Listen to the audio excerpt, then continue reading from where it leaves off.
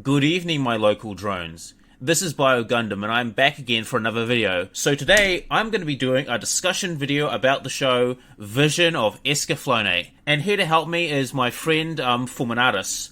How you doing? Yeah. So if you guys have heard of the Pause on Point podcast, you know who this guy is. But if you don't know who he is, Fvlminatvs, sort of just introduce yourself and give us like a light summary and maybe a little bit of a backstory, who you are and...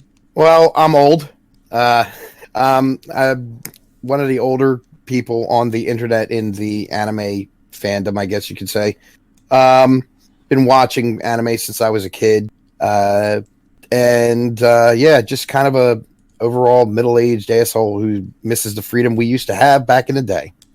So that's about it. I brought Fvlminatvs aboard because I think he could lend a very interesting perspective because Fvlminatvs has been around since anime started booming in the West. He's been around since the 70s, the 80s, the 90s. Wow, the very end of the 70s, really. Okay, I was born in 78, man. Okay, the very end of the 70s. But, Fvlminatvs here has a lot of, experience with the anime community and stuff like that, and I felt that he could lend some unique insights. So, today we're going to be just doing, a general discussion about the Tales of Escaflowne, a show that I feel is very underappreciated and underhyped. It's very much like a crowd-pleaser anime that no crowd today wants to watch, because everyone finds these shoujo, shonen, aesthetics very obsolete, and I just feel like this show does not get enough appreciation and attention. Wouldn't you agree? Yeah, no, especially in this past decade, the 2010s was really the isekai decade, and Vision of Escaflowne is probably there weren't a lot of isekai that came out in the 1990s. But Vision of Escaflowne was probably the biggest one, perhaps the most important. I mean, I can think of only four that came out in the 90s. Fushigi Yugi in the early 90s. Digimon Adventure. Yeah. Oh, I forgot about Digimon. So I guess that's five.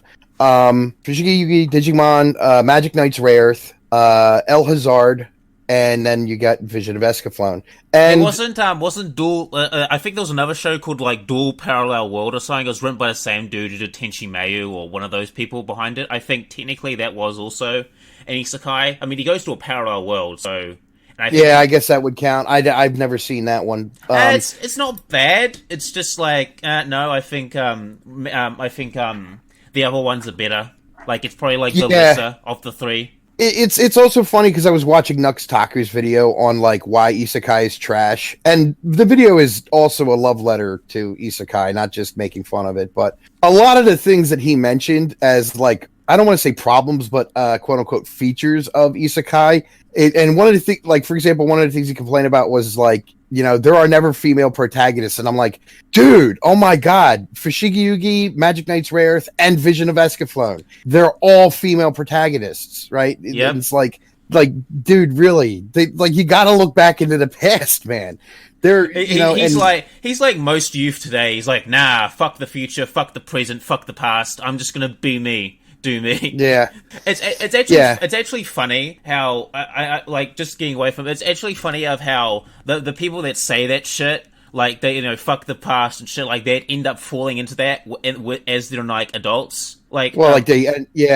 They actually start looking back to the past and wondering a little bit about what came before, and then they discover nothing really has, at least when it comes to human nature, nothing really has changed. Yeah, that's why I'm incredibly really black-pilled and cynical about every person who says they're going to change things. Because I'm saying, you and the thousandth guy said that already. Meh. Yeah. Anyway, enough against that shit. So, should we talk about the sort of the background of Escaflowne and sort of the creation process, who made it, before we sort of go into story and shit? If you're going to talk about Vision of Escaflowne, you gotta talk about Kawamori Shoji, who is the guy behind Super Dimension Fortress Macross from Macross. 1980. And Macross became the first part of Robotech, which is one of the when Carl Masick brought Macross over to the States, he brought it over with, when like, you say two other Macross, shows. you got to say it like the Japanese opening. Macross. Macross. Da, da, da, da, da, da. Macross. I fucking love that opening. I love that Japanese 80s singing. It's just so like Macross. Anyway, Kawamori created Macross, and the themes of Macross is like, you know, the idea of culture and music and things like that, bringing people together. You have this kind of sort of like male-female conflict sort of type thing that's going on that's resolved by love. Love songs, and you got a love triangle. Like, love is a huge part of Macross. Like, and Kawamori loves his love triangles, man. I'll tell you. Macross series I've seen, like I think Macross Plus and Macross 7. Oh yeah, Macross Plus. Macross 7. Like, there were a lot of people back in the day who hated that show, but I rewatched it about 2 years ago. I think it's like stupid, but I think like it still encapsulates the theme of like the original Macross. Macross Plus, however, is a fucking trip, bro. Like, it was so yeah.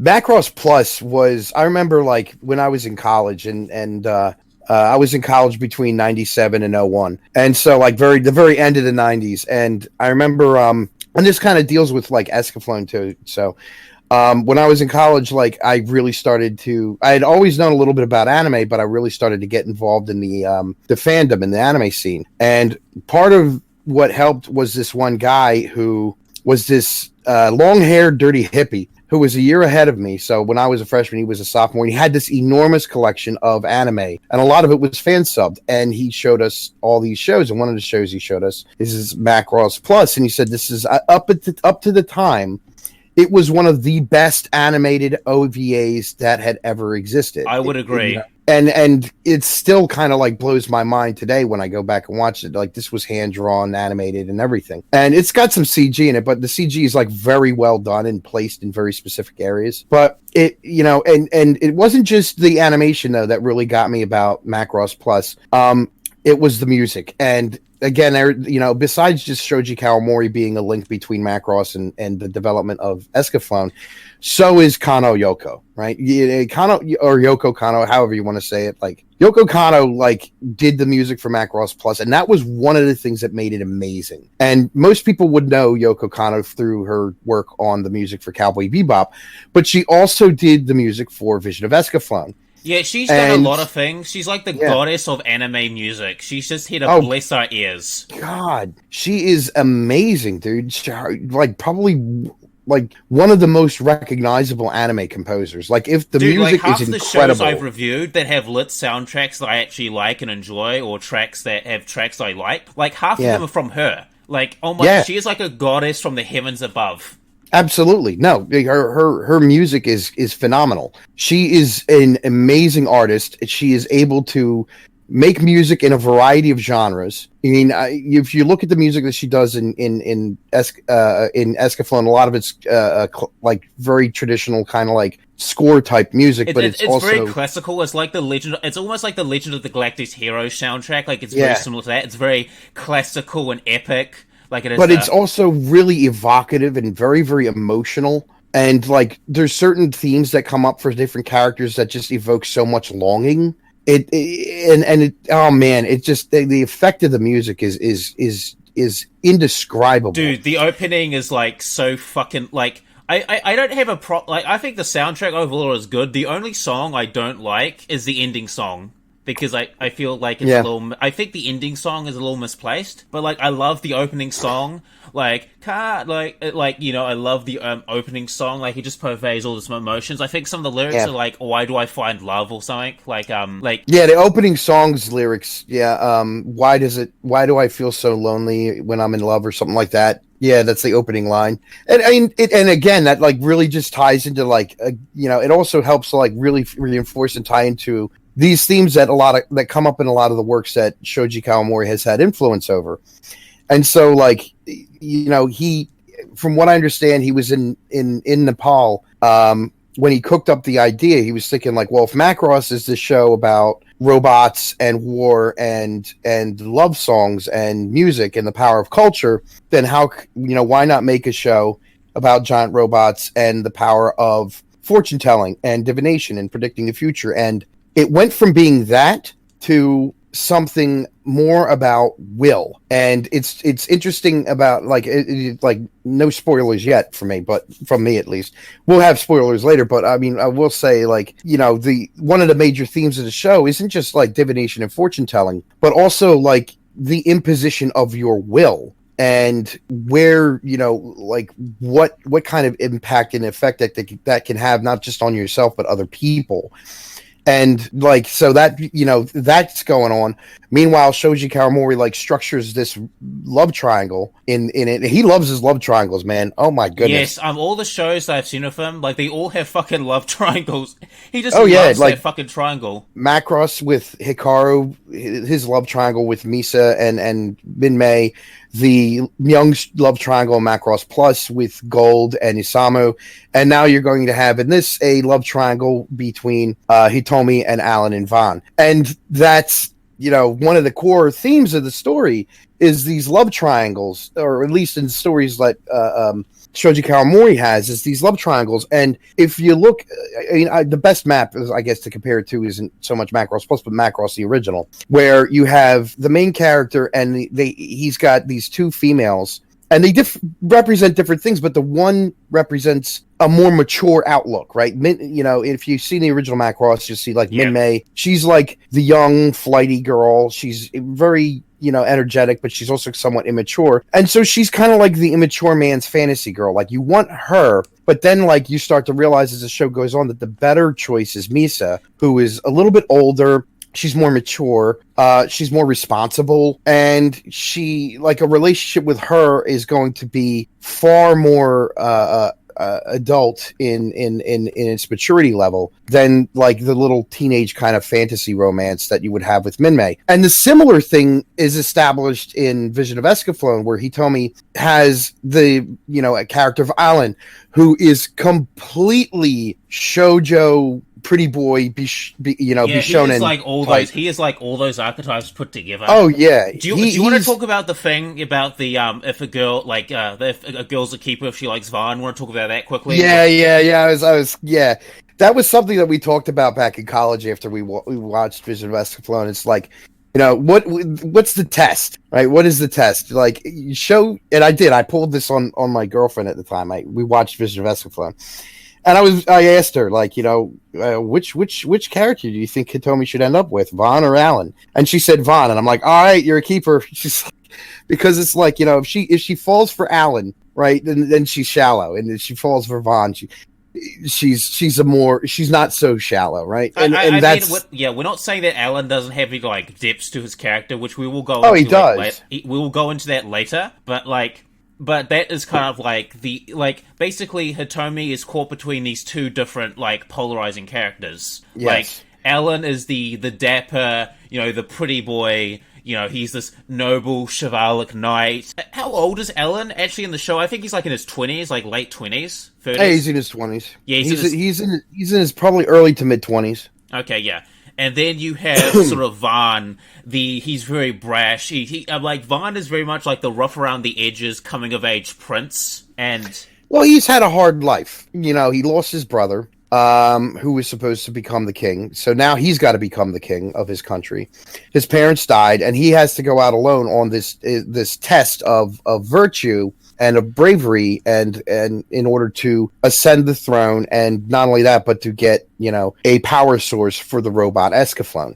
And all of that, like a lot of his hardships and a lot of the dark, you know, aspects of his experiences growing up, losing these people who had meant so much to him, his father, his mother, his brother, you know, have shaped him. And now he has this kingdom, you know, he's responsible for, and his teacher, you know, who taught him the sword and was also like a model for how to be a man for him. All these things are ripped out from under him, right? He loses all of this stuff by the end of the second, I think it's the second episode. Yes. And all that, you know, so all this horrible shit is going on. And so he's got all this weight of responsibility on him, right? And throughout the show, like, you could tell he does develop feelings for Hitomi.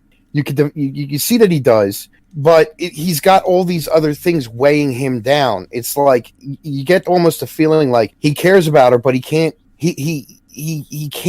let go of this deep responsibility, the need to get revenge, the need to avenge his people, the need to rebuild his kingdom, the need to stop the threat. Like, he's got all of these imperatives weighing him down. Yeah, and that's occupying so much of his mind. Yeah, like he is a coming of age prince. And by the way, we should also talk about how, like, do you want to talk, before we go into more of the, like, stuff about Alan and Vaughn, do you want to talk about, like, the original conception of Hitomi as a character and what they... Yeah, that's important. Originally, she was supposed to be a, I guess you could say, well-endowed, blonde bimbo with glasses, kind of an airhead. And this is one of those examples where, like, you know, everybody's talking about, like, respect women in movies and stuff like that. And you know, so the director, Kazuki Kane. The director comes in and he's like, no, we're not having this protagonist. It's like, this is dumb. And so he rewrites her into a much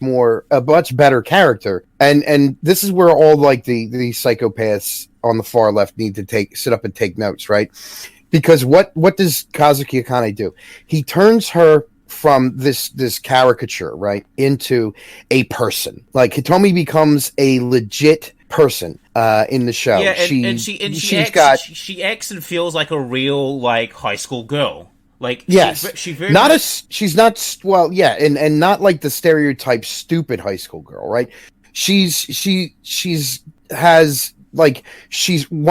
athlete. That actually is an interesting thing that they added.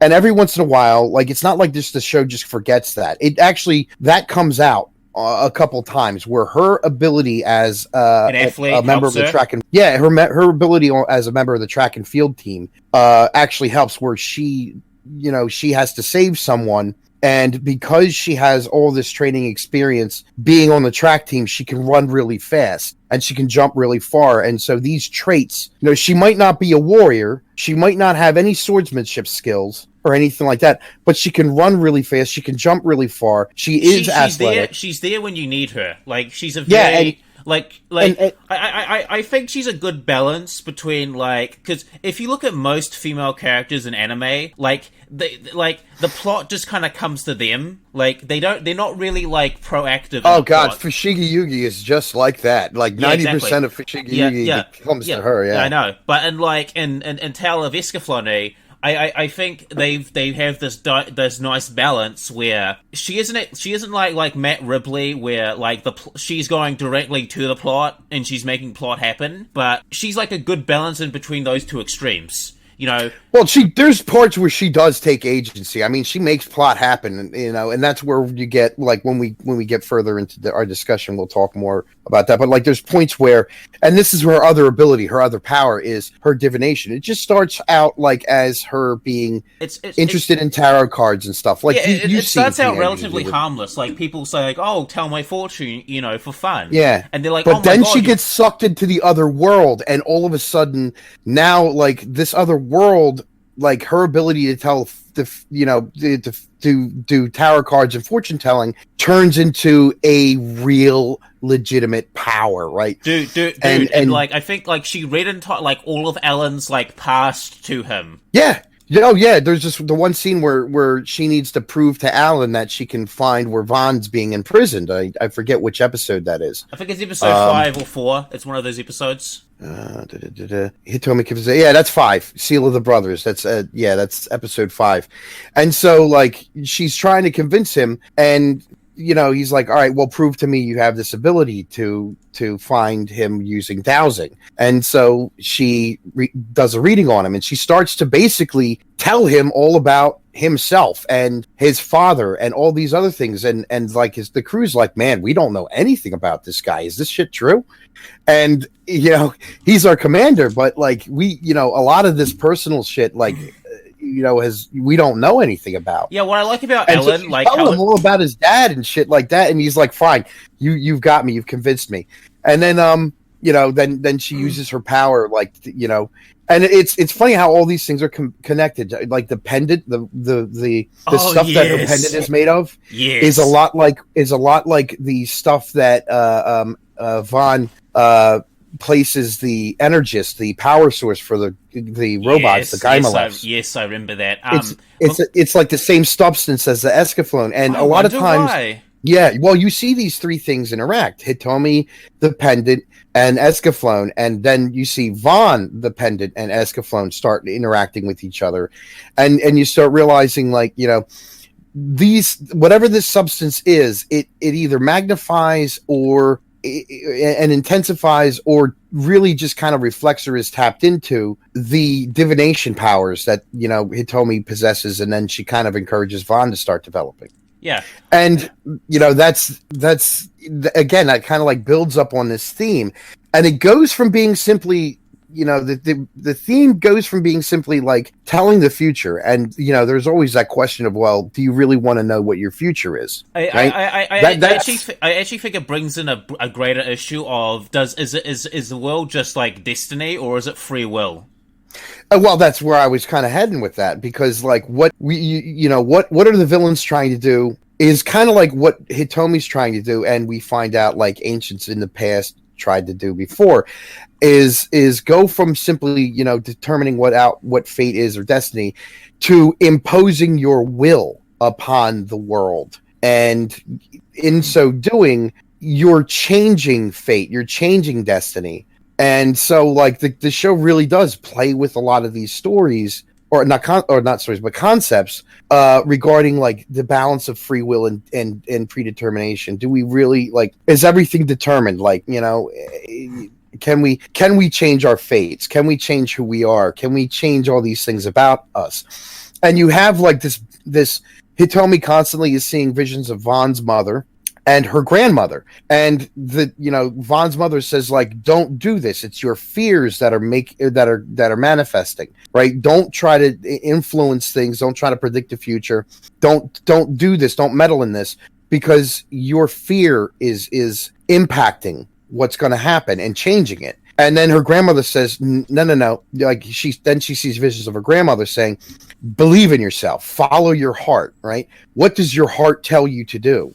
And, you know, Hitomi's kind of like torn between these two as the show develops. And it's kind of like following that, kind of one kind of sort of represents, I guess, you know, this determinist, fatalistic approach. Like, you know, if you meddle with this, you're going to make bad things happen no matter what. And that in of itself is still fatalistic, right? Yeah. And then you have like Hitomi's grandmother kind of like symbolizing the power of belief in believing in yourself, and here's the other thing, having faith in other people. Right, having faith in Vaughn, having faith in Alan. Like having faith that like these people will do whatever it's in their power to stop the bad things from happening. Because people, like, I've read examples in history where bad shit was about to happen, but that was stopped because of the interference of another person. Like, things could have got way worse, but somewhere, like, either by like coincidence or fate, that was stopped.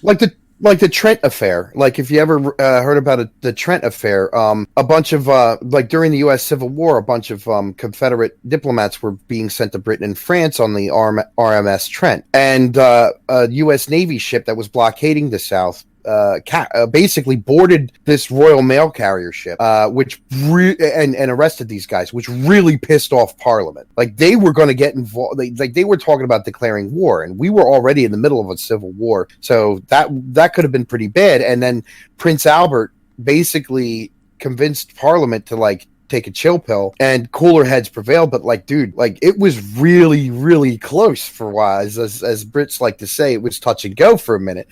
And you know, it was close. We were really close to being in a three-way freaking war against the, you know, us versus the Confederacy versus the British Empire. That would have been fucking ugly, and a lot more people would have died. Yeah, if you thought the War of Independence was ugly, like, imagine that. Like, just... Well, yeah. Oh, yeah. I mean, like, way more, like, the Civil War had, like, ridiculous casualties. But, like, anyway, you know, that just kind of, like, illustrates the point. I just bring that up to, like, illustrate the point that you're making. Because, you know, it's these having faith in somebody, right? And interceding and trying to, like, you know, you don't have to just let events take their shape. You don't have to just let fate dictate to you what's going to happen.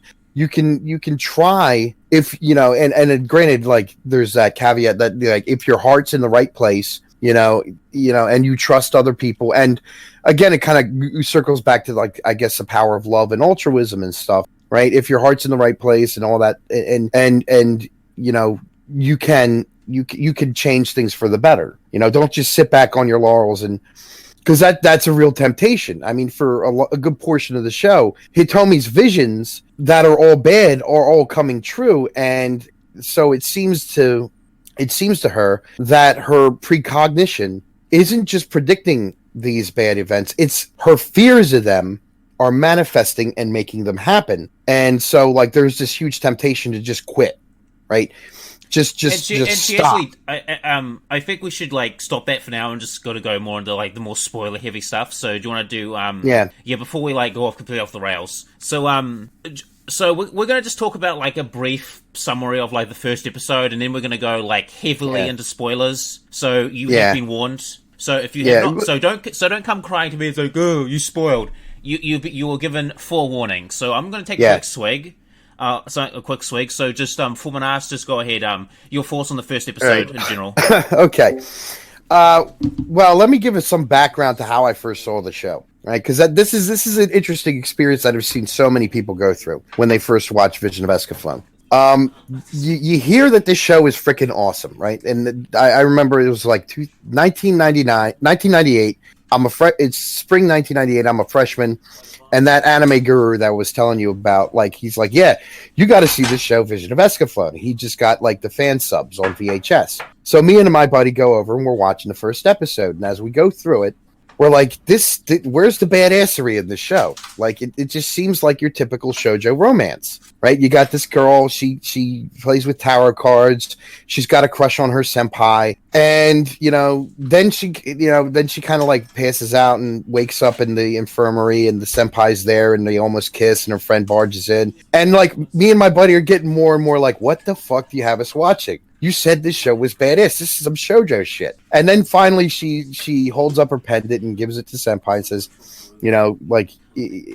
use this to time me. If I can break this record, then I ask you to be my first kiss. Like, she's gonna, do a track race and time herself. And she asks, like, if I can beat this time, I ask that you be my first kiss. And me and my buddies are like, what the fuck do you have us watching? What the hell is this shit? We're like all uncomfortable and embarrassed because like we're a bunch of guys in a room watching what seems to be a shoujo anime, and we're looking at the animation style, and it's all totally shoujo. And then this pillar of light comes from the sky, and this dude comes down with a sword, and a big fucking dragon shows up, and we're like, oh, okay, this is the good part. All right, this is what you were telling us about. It was just like, I had that same impression when I first watched it. It's like, oh, is this some sort of like shoujo romance? And then this guy, this beam of light, this guy in like knight armor with a katana comes out of nowhere, and he's like, half down, lady, I'm here to slay thy dragon. Yeah, and then the fucking dragon shows up. And so, like, I immediately, like, got fan sub copies of my own of this on VHS. And I go home that summer, and I get my brother and my friends together and everything like that. I'm like, you gotta watch this show, but just trust me. Just trust me, right? It's gonna get weird. It's gonna get really shoujo romance, but just trust me, you gotta sit through it. And then they get to the same part that I did. My brother did it. My brother said it. My friend said it. My high school friend said it. Like, everybody said it. Like, where she's like, I asked that you be my first kiss. And then, like, they were all like, what the fuck? You have me watching it? And he's like, just trust me.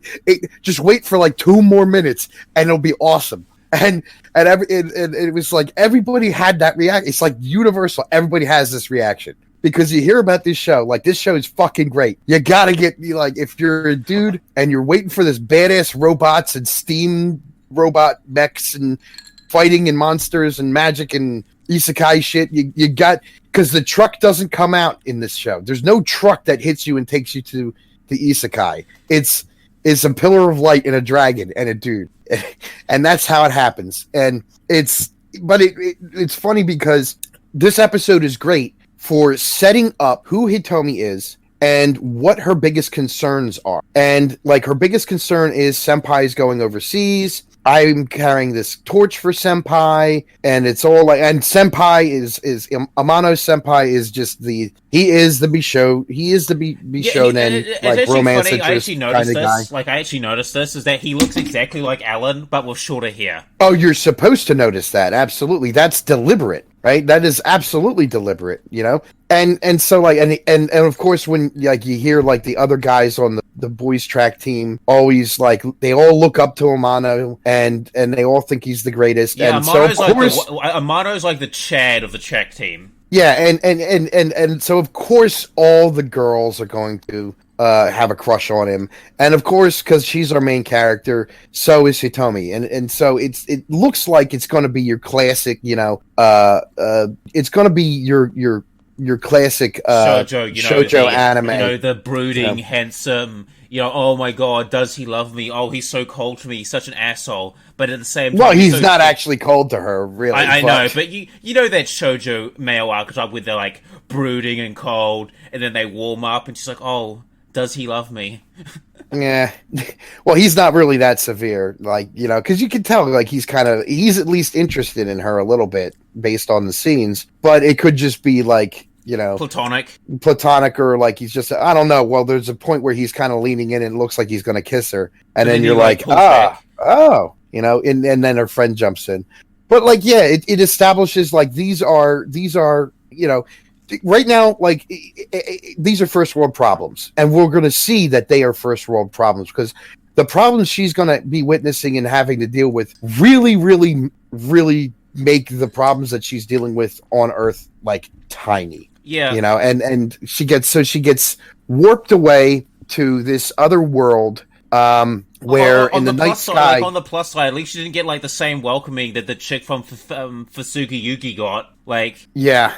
I mean, she shows up with a fucking prince, and he walks in through the gate. Everyone's like, "Oh, Van Sama is back! Let us party!" Dun, dun, dun, dun, dun, dun, dun. And he's got like a pink-haired cat girl as well. It's like, Van Sama. Oh, Meryl, yeah, Van Sama. Yeah. I love you. Yeah, that's the thing is she gets warped to this isekai world. But what's funny about this isekai world, and I think this is actually quite important because, like most isekai, you can't you get warped to this other world, and like your old world, like Earth, is just gone. It's like it exists only in your memory. The funny thing about Gaia, which is the planet that she ends up on, is Hitomi can look up in the night sky, and there's Earth and the moon. Yeah, right. They call Earth the Mystic Moon or the Phantom Moon. It depends on the translation you're watching. But like she can look up. For the sub DVD I got, it was the Mystic Moon. Yeah, and that kind of leads me to another thing. Like this is kind of an aside, but like when I was rewatching this for our conversation about it, like that we're doing right now. Yep. I was rewatching it. I got the Funimation Blu-rays. And it made me the subs. I don't know anything about the dub because I in fact Escaflowne when it came out. I think the Escaflowne dub that I got on DVD, like I think even they call it the Mystic Moon. Yeah, and so I'm watching I'm watching these subs and I'm like, man, this is all this. There's all these problems I'm noticing with the translation, and it's like it made me want to, I don't have a VCR anymore, so I couldn't, but it made me want to go into the garage and dig up my old VHS fan sub copies, bootleg fan subs. I don't remember who did the fan subs. I wish I did. There's something really cool about... they were really good. They were really good fan subs. They were very accurately translated. There's actually something, like, just to go back on, like, there's something really special about watching old anime on VHS, and I think only me and you, and probably people from the 90s and probably 80s would understand that. Like, there's almost a lot of that is nostalgia, dude, because watching Escaflowne was beautiful. I will say that.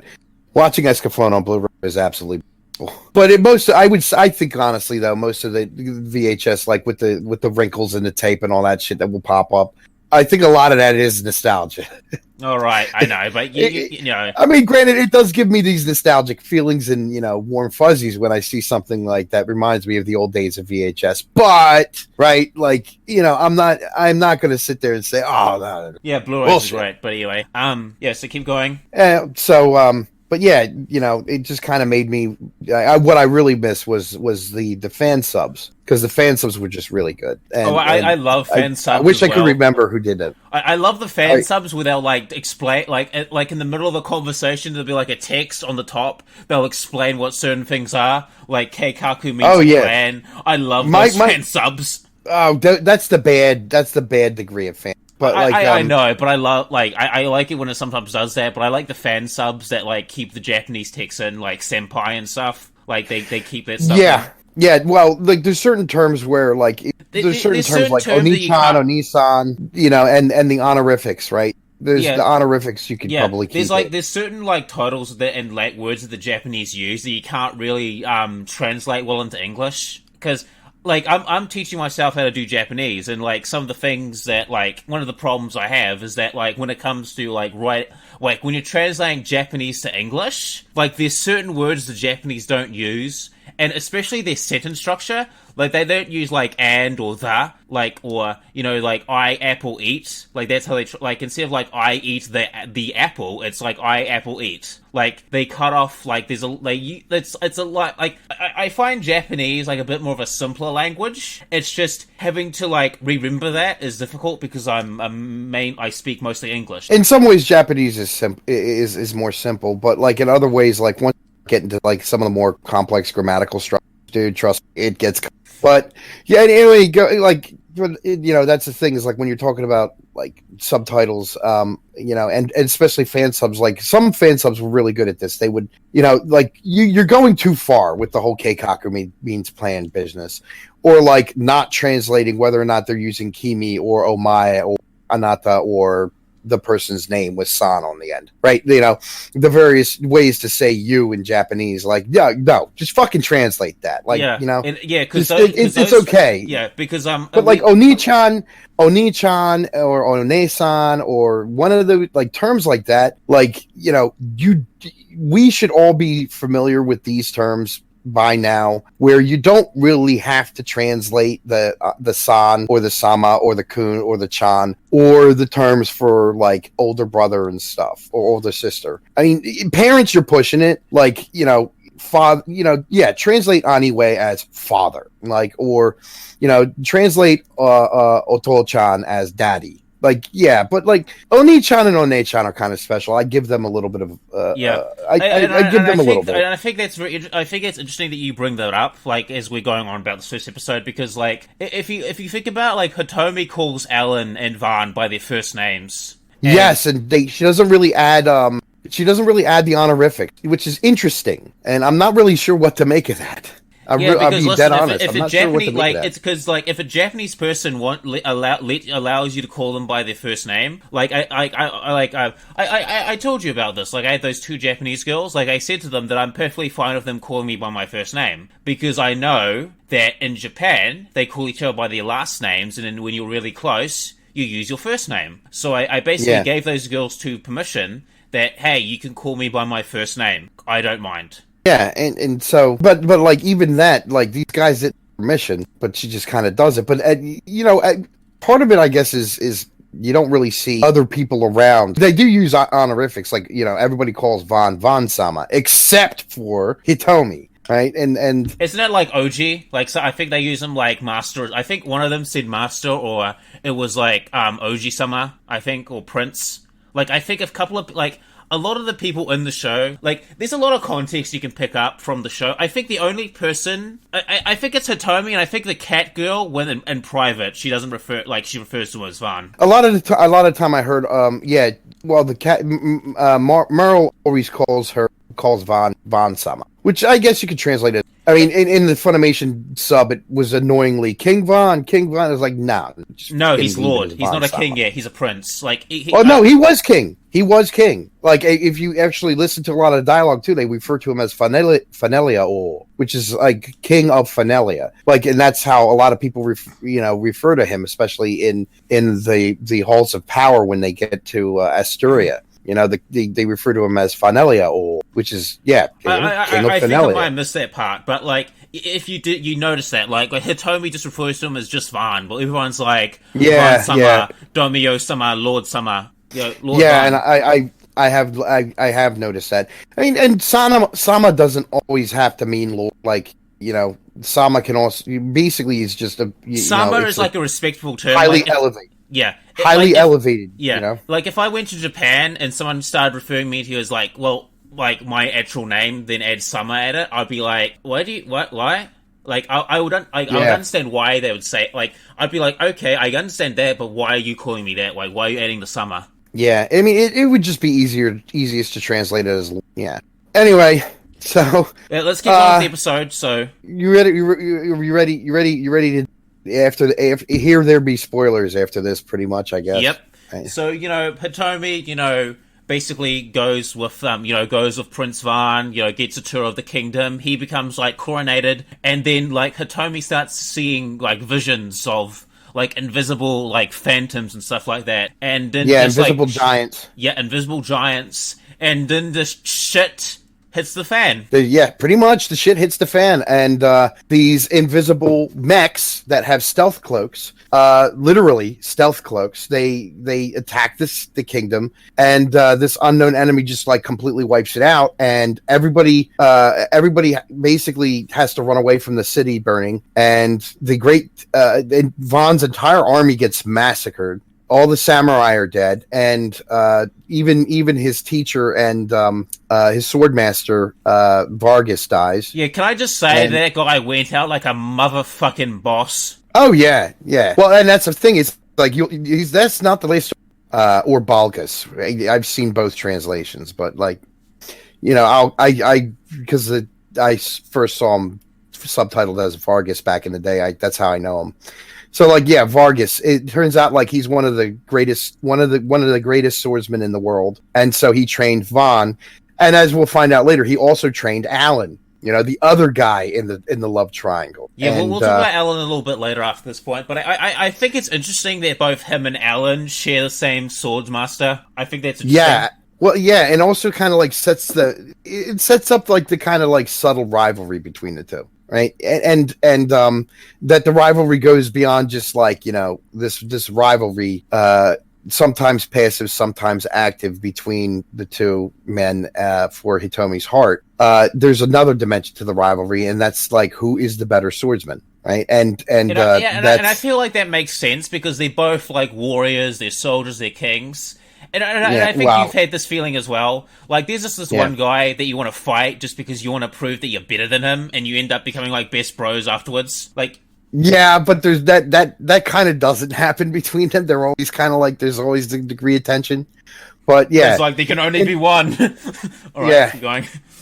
So like, yeah, and what I also find interesting is, like, this is when we're introduced to the titular element of the show. The Guy Malef. The Guy Malef, yeah, that's what they call these mechs. Escaflowne. And this is the first inkling I got of either it's real or it's imagined, and I haven't been able to find out anything about it, but this is the first time I felt that this show was kind of inspired in some way by Final Fantasy VI.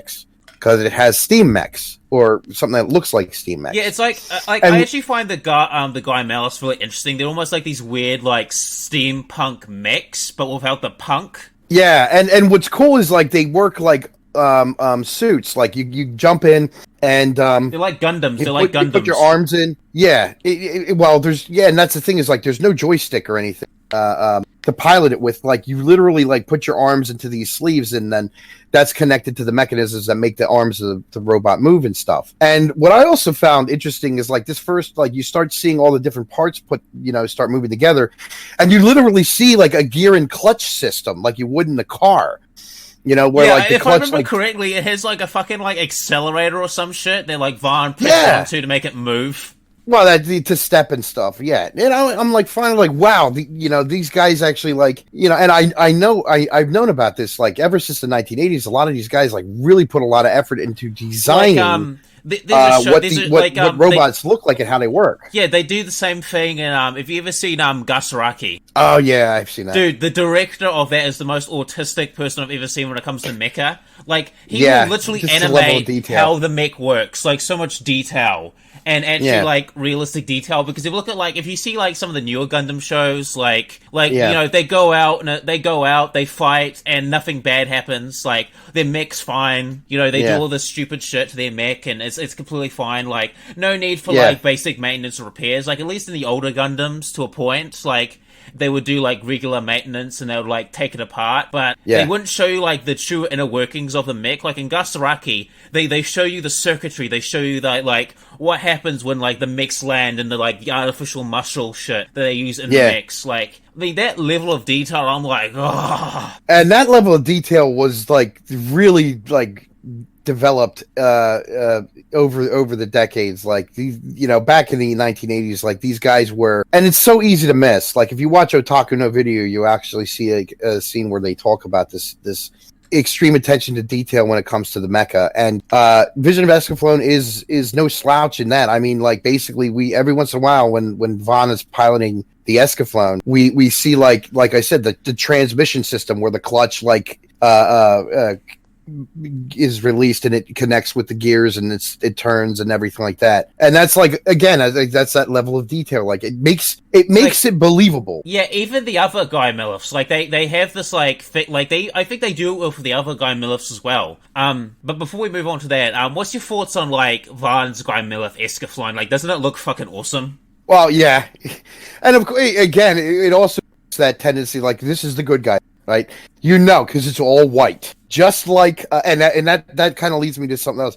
Like the good guy's Guy Millif is all white, just like the Gundam Amro's mecha was all white, right? And so you can always kind of tell, like, you know, sometimes in many of these shows, like, oh, it's all white, it looks like this, it has this kind of a design, that this is obviously like the hero, the special one, and we find out more about it. Because it is unique. It's the only one that is shown in the series that can transform. Yeah, we should mention that. It turns into a dragon, by the way, which is awesome. Yeah, it's the only one where we see that it has that same substance in its, I guess, around its energist, its power source. And we also see, like, why Vaughn had to kill the dragon. He had to kill the dragon to get the energist. And so when he puts the energist into the, I guess, heart, and that's the funny thing about it too, is it's positioned, the power chamber is positioned over where the heart would be.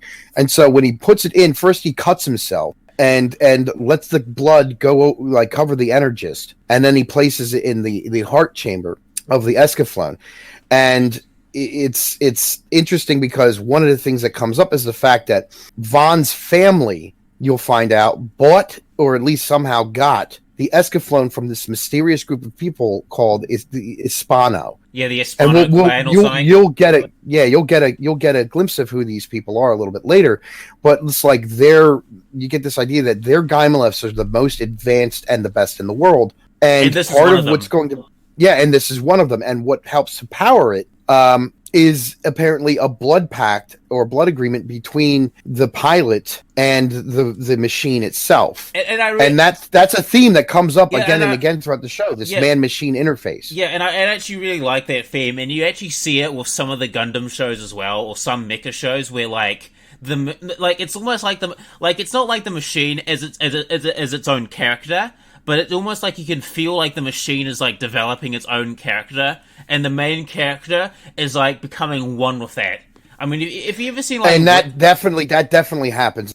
As Vaughn learns more about her power, and he tries to replicate it, he starts to bond with the Escaflowne. And if you put, like, two and two together, like, with all these little bits and pieces, it's almost as if that's how Hispano designed it to be used in the first place. You're supposed to bond with an Hispano Guy Millif. That's why you make the blood pact in the first place. Yeah, we should also mention...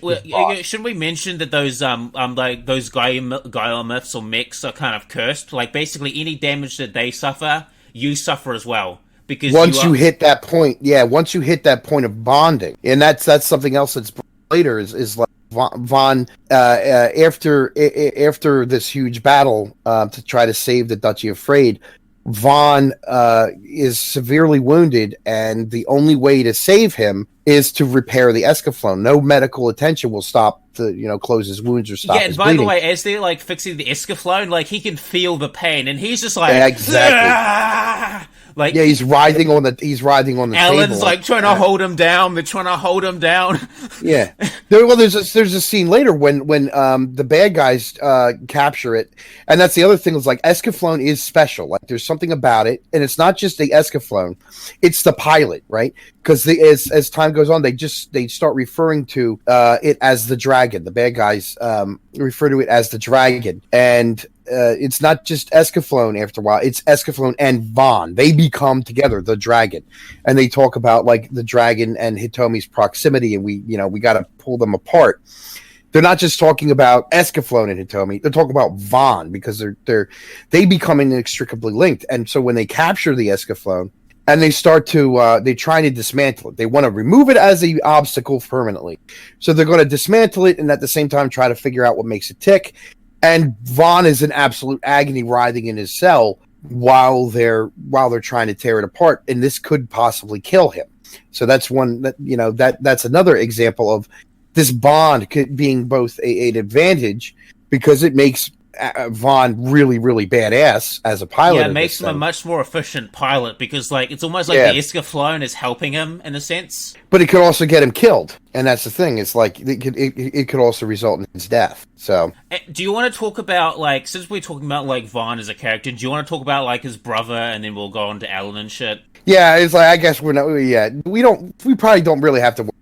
Going over every single episode. Well, just let the conversation. This is just a general conversation, but since we're talking about like like Vaughn and shit, should we talk about like his brother, Lord Vulcan? Vulcan or Vulcan, yeah, I've seen both translations. I think we'll just call him Vulcan for now. Like, or one thing I find weird about Vulcan is that he also has cat girls that love him as well. You notice that? Yeah, it seems to be a family thing, right? Listen, him and a brother are both men of culture. Okay. Yeah, I guess they are. Okay, but jokes aside, having Neko all on you is a trait that the princes and kings of Fvlminatvs going back centuries. Well, it's funny. His dad, like, if you look at their dad, right? Their dad married one of the women, a woman from the Atlantis tribe, the Draconians. And so, like, yeah, I guess these guys are like really into interspecies shit. It just attracts the men of Fvlminatvs. Like, what they must diversify their bloodline. Yeah, so much for keeping the bloodline pure for the royal family. There you go. They sow their oats wide. But anyway, jokes aside, so Vulcan is immensely tragic. Yes, he is. And it's like he has this epiphany. He goes hunting the dragon and he loses it, right? And then, like, he never goes home, but everybody back home is talking about, like, oh, he chickened out and he ran away because he can't, he's a coward. And it's like, no, you guys don't know, but he basically would have died if it hadn't been for Dornkirk. Well, actually, even if he had died, like, at least he would have, like, he died in glorious battle. Like, he wouldn't have been, like, they would not have viewed him as a coward. Like, at worst, they would have think that he was weak, but, like, best to be like, he died in glorious battle against the dragon. Even though he failed, he died like a boss. Well, and it's also, though, like, later, because of this, we realize, we start to learn that Vulcan learned that the dragons are, just like, the dragons are kind of like a reflection of your intentions, the way Hitomi's fears and hopes can manifest in bad things happening or possibly good things happening. Your fear, your anger, your desires will also reflect in the way the dragons behave. Because when Vulcan is sitting there and he's ready to die, and he kind of like accepts that, the dragon looks at him, and Vulcan is no longer really afraid. In that moment, he's no longer afraid. He's no longer angry. He no longer has an intent to kill. He's just kind of at that like Zen sort of acceptance of his death. And the dragon basically just is like walks away. And that's like one of the moments like we see later when Vulcan and Vaughn and Hitomi meet in the ruins of Fvlminatvs. Vulcan, he grabs Hitomi and pulls her into an alcove because she's scared of the dragon. He's like, don't move, don't say anything, just let go of your fear kind of thing. And the dragon's looking at him, and I don't know how I would not be afraid in that situation because it's like fucking huge goddamn dragon looking at me.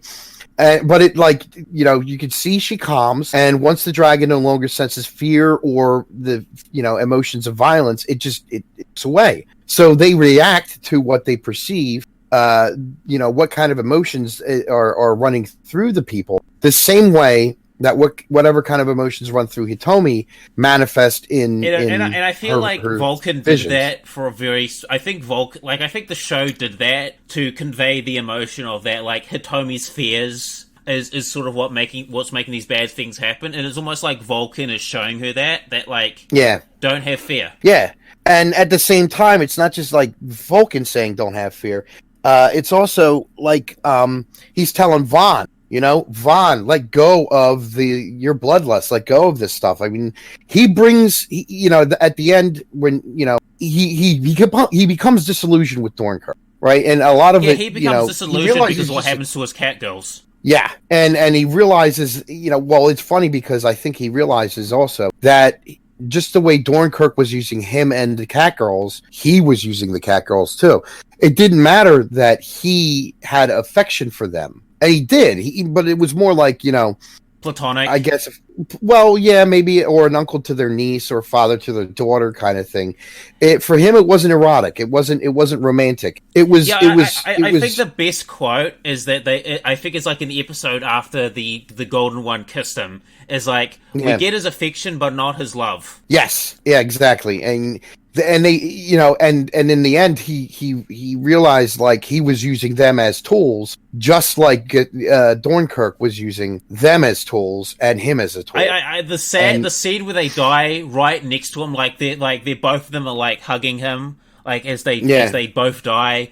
And like he's just like he's got like his hand on their heads, just patting them softly, and he's like, "It's gonna be okay. It's gonna be okay." And they're all old too. Like they aged horribly because of the experiments with luck and fortune that were performed on them. And it's like that old saying: "The candle that burns brightest, burns half as long." The candle that burns twice as bright, that is, burns half as long. Yeah. And so that happened to them. I think he's angry at himself for allowing that to happen because, even though, when we say that he's manipulating them, he's not doing it maliciously. He's not. He had very good intentions for them because he wanted to give them a better fate. Probably because he's from Fvlminatvs, and apparently Fvlminatvs they're into that interspecies shit. Okay. Yeah, I don't know, but that's the thing is you also get like this idea that the cat girls or the beast folk or whatever they're called, they kind of live on the fringes of society. And again, though, because the way Vaughn interacts with like the one chieftain, you get the realization, like, maybe the people of Fvlminatvs are pretty accepting of these beast folk, right? They're not hateful of them. And it really doesn't deal with the show doesn't deal a lot with sort of anti-beast folk racism, but it is something that kind of pops up in the show. It actually does, because if I remember correctly, like basically the twins, the two cat girls that Vulcan had, like their mother and father got killed because there were some hunters, not respecting nature and basically just doing whatever the fuck they want without respecting the balance, and their family was like, "Can you please stop hunting here? You're disrupting the balance." And then they started to interfere with the hunts, and they killed them in response. Yeah, and eventually these two cat girls got chased, and eventually Vulcan saved them, and it actually explains why they're so attached to them, because when you see both of them, you think do they have some weird threesome going on with Lord Vulcan? And then when you see how Vulcan reacts around them, you can see I see how it is. They want the threesome, but they're not going to get it. Yeah, well, I guess so. But yeah, it's interesting because you get to see Vulcan he's not just this Darth Vader character, right? And I mean Darth Vader as in the original Star Wars depiction of him being Darth Vader being the enforcer, right? Before he was Anakin Skywalker. He was just this big enforcer. He was the Dark Knight. He was the Shadow, right? Vulcan never is that guy. Vulcan is always kind of mysterious about this. Vulcan is and as we find out suddenly, oh shit, this is Vaughn's older brother, and he's trying to convince Vaughn, and Vaughn, again, because he's been seduced by Emperor Dornkirk's view and objectives, and they seem on the surface to be good, right?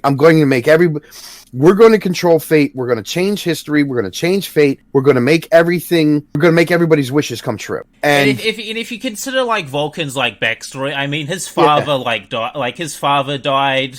His mother, his father, I think if I remember correctly, like his father had just died, and then his mother is just fucking lost. Yeah, she just kind of like fades away. And then when Vulcan disappears into the woods, and that's where Vaughn gets double fucked, because when Vulcan disappears in the woods and never comes back, his mom just like wanders out into the woods and she never returns. And we don't really find out what happens to her, except that, well, we can probably guess that she's dead by the time the show starts. Yeah. Because she appears in visions and stuff, but we never see her physically in the show. Yeah. And excuse me.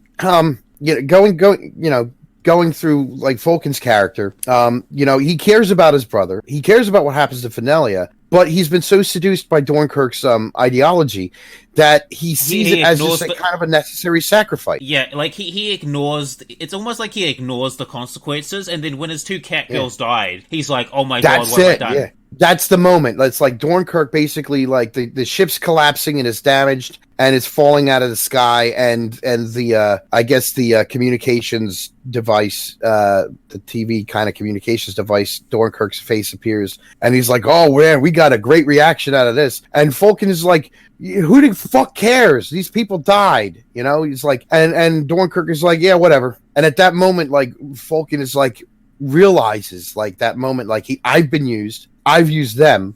And I'm a fucking asshole. Destroyed for this. And I've done all these things, and it's like the road to hell is paved with good intentions, kind of thing. Like and Vulcan's like, "What the hell have I done?" That's the moment where he breaks. And up until that point, like he wasn't trying to kill Vaughn. He's desperately trying to convince Vaughn to join him because he really does. Up until this point, he'd been seduced by Dornkirk's ideas. Well, also it's his only fucking brother. Like it's the only family he has. Like no matter how dark he's gone, like he's not that far gone that he's gonna kill his brother. Yeah, no, he's not. And it's like there's an interesting scene where Vaughn is like, "I'm going to kill Vulcan and end this." And Hitomi, who had met Vulcan before that, she says, "Your brother cares about you." And it's like, even though he's on the other side, he cares about you. He loves you. He's still your brother. And then when Vulcan changes sides, Vaughn still is like really hesitant to trust him until he realizes like Vulcan's dying. Yes, because of the same shit that he did to the cat girls. He did to himself. It's just what he did to the cat girls was times 11. Yeah, right. I actually like the symbolism of how because we should mention this, that Vaughn and Vulcan they can sprout wings because Yes.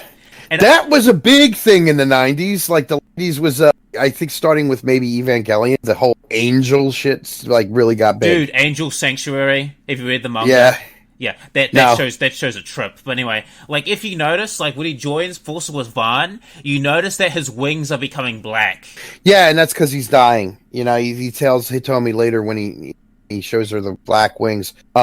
He's like, this is what happens when you meddle too much with this sort of thing, and that kind of leads me, this idea of like, that kind of leads me to like Dornkirk and his identity, Dornkirk being Isaac Newton, and that's once you realize it's like fucking obviously I met this guy, he said his name was Isaac, this is motherfucking Dornkirk. No, it's Isaac Newton. And you realize it's because like, and then like a lot of what they talk about is causality, right? And so they're kind of bringing that back into when his wings turn black, he basically gives that Newtonian physics lesson. He says for every action there's an equal and opposite reaction. And so like I learned this from this guy. He taught me about gravity, and he told me the story of how an apple fell on his head. Yeah, and it's funny that's hinted at because like these clips of he told me in school, one of the things that the teacher's teaching is about Isaac Newton. And so like that's a little detail, that's a little bit of foreshadowing that you like blink and you'll miss it. Like, and it's only really on rewatching it. It's like, oh wow, they were foreshadowing some of these key, not just characters, but themes and ideas that, one of the things that Sir Isaac Newton is actually really like an evil, manipulative son of a bitch, and we should and he's the bad guy.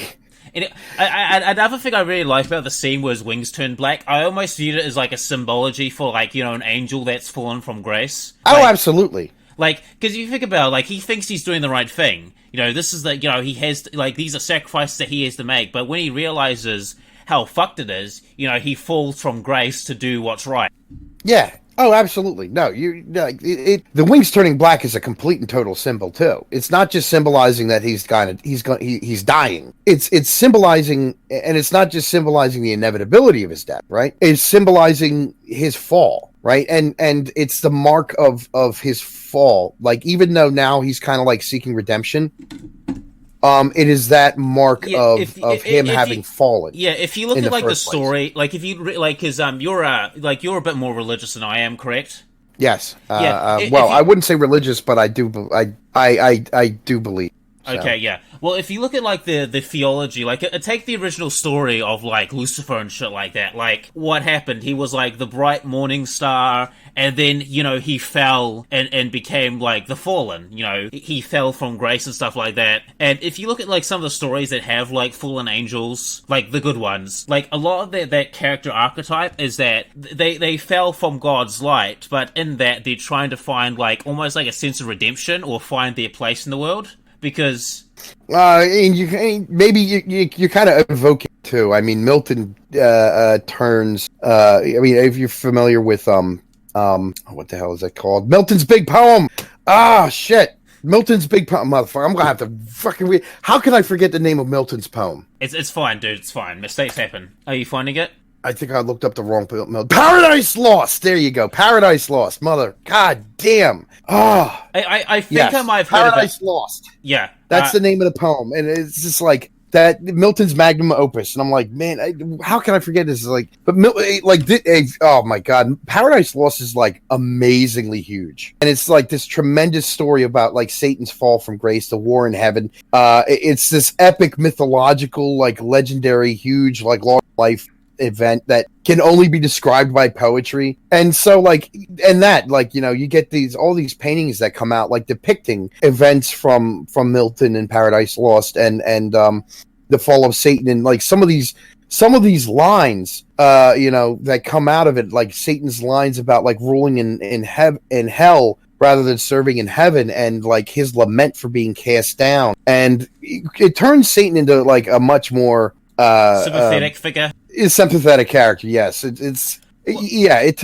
turns him into a very sympathetic character, but because if I remember correctly, like the original interpretation or one interpretation of him or Lucifer is more like it is that he is like the original rebel, who decided that this shit ain't worth it. I'm going to just go out on my own. Now I know that's going to. A lot of that comes from Milton, I think, and his epic poems, and also a lot of that, I imagine that crops up 100 years after Milton in the Romantics as well. You do notice in fiction, and I think one school of the Satanists also have this as well.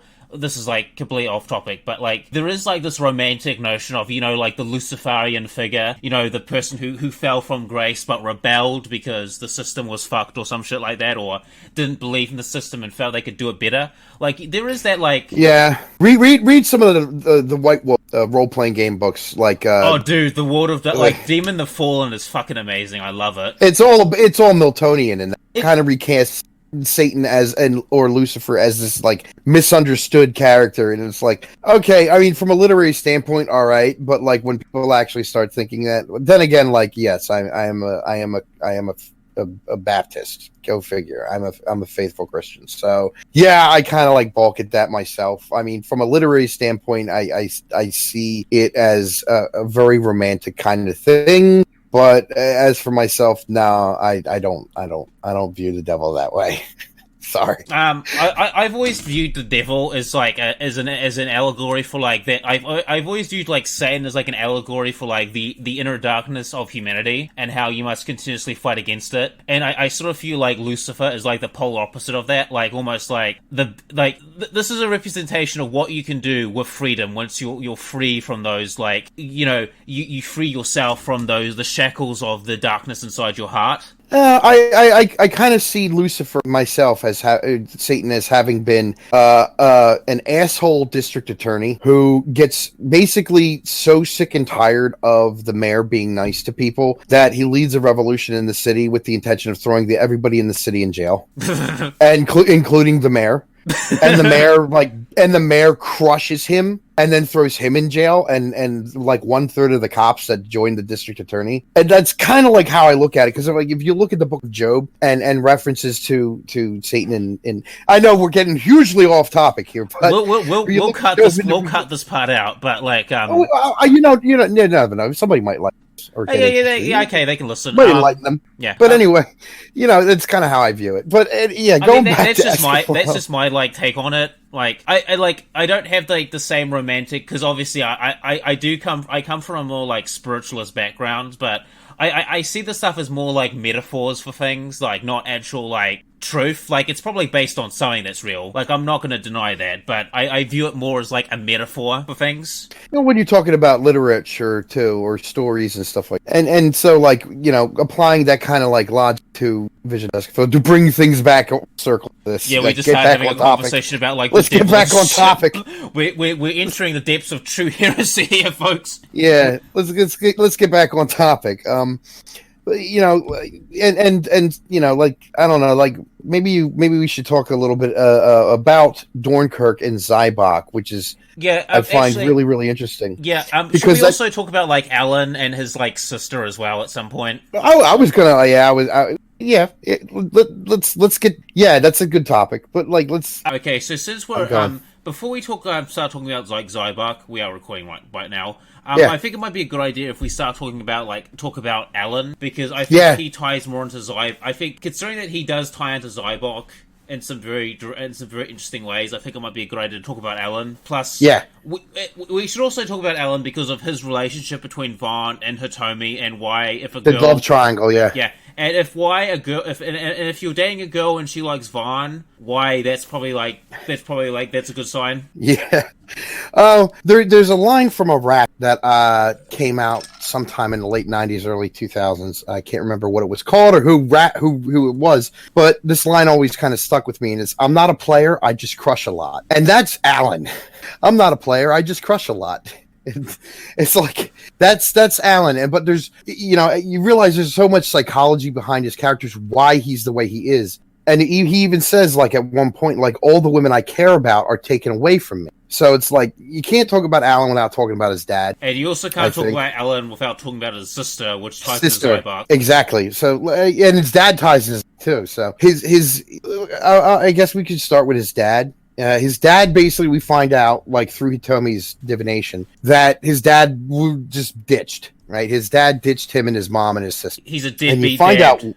You find out why. His dad is obsessed with the idea of Atlantis. His dad is obsessed with, and a lot of it's because he encountered Hitomi's grandmother, which kind of opens the door to even another conversation about the fluid boundary between Gaia and Earth, right? There's just, you find out, like, well, between Hitomi, is not the first and probably not the last person that's going to go between Gaia and Earth. Her grandmother did, and Isaac Newton is the emperor of the Zybok. So, like, you get this idea that this has happened before. And it kind of makes me wonder if has anyone from their world come to ours? That is a good question, too, and that's never really answered, but it is a really good question. And because Vaughn got to our world when he was trying to slay the dragon, so... Well, in fact, yeah, that's true. So, he's probably not the first one either.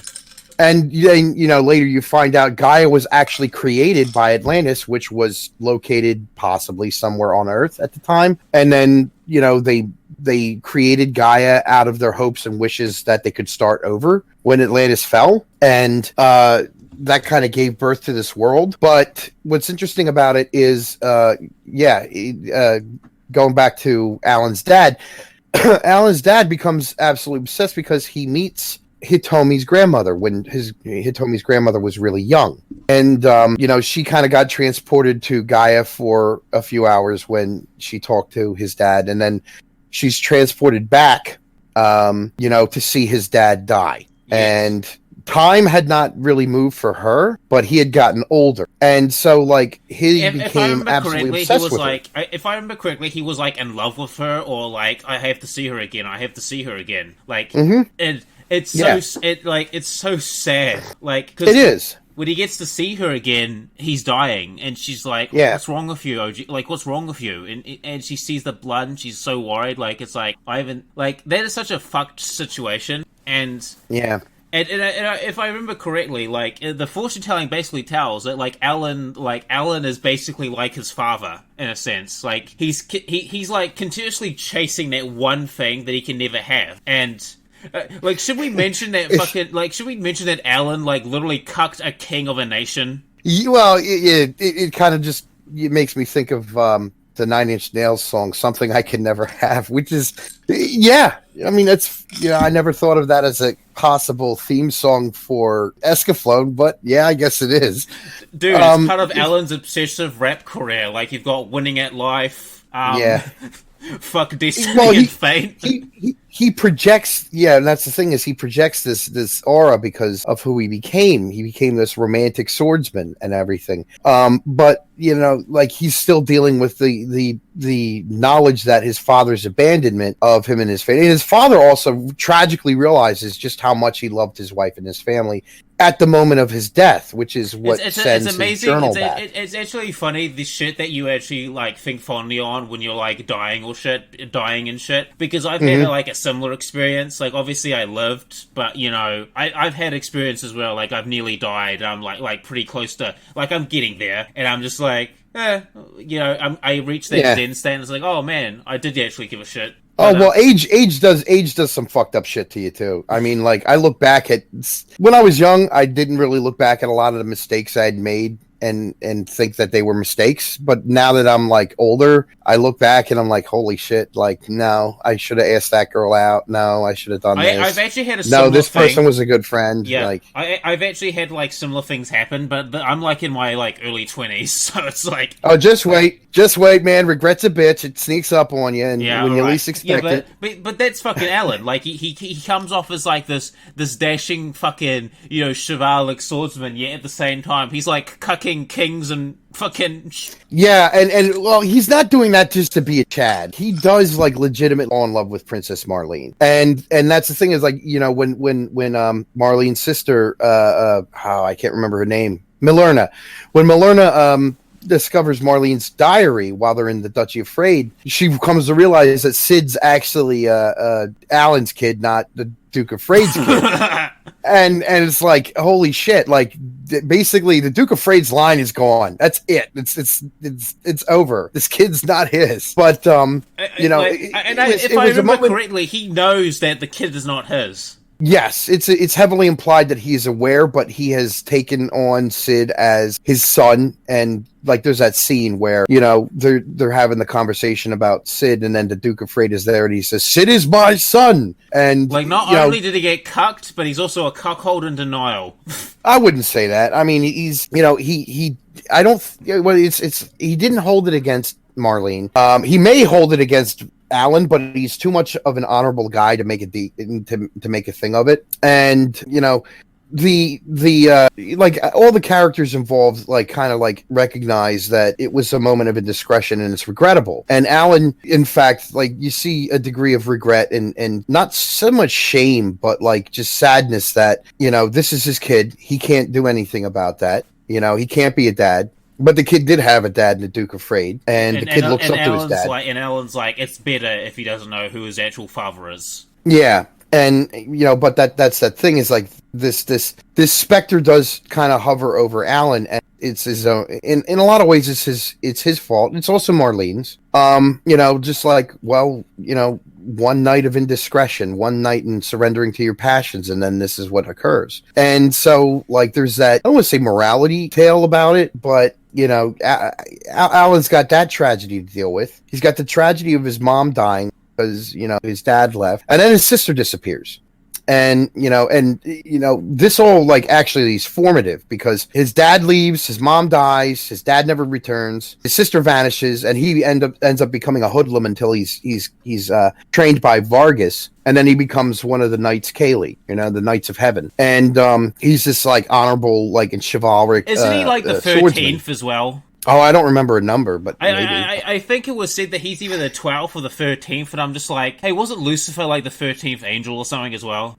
I don't recall. I know, but I think there's a lot of symbolism of the number 13th, like why it's considered unlucky. Well, yeah, but like he becomes this knight, and then like that's when Marlene falls in love with him because she sees this dashing young heroic swordsman. But now like there's that whole like she's in an arranged marriage. She's going to get married to the Duke of Freyde and all that other stuff. And then the oldest sister, whose name escapes me, the oldest sister is saying like, don't do with Milerna what you did with Marlene. Right, because now Milerna is like you get the feeling like Marlene was a more sophisticated character, yes. A more sophisticated woman, yes, a more urbane and cosmopolitan woman than Milerna is. Milerna is still like really kind of a kid. Yeah, she's got this. She's got like I remember the scene where she's like, "I will sacrifice my entire kingdom and birthright for you, Alan," and Alan's like, "No, I'm not doing this shit again." Yeah, and like her oldest sister, who's like totally spinster with like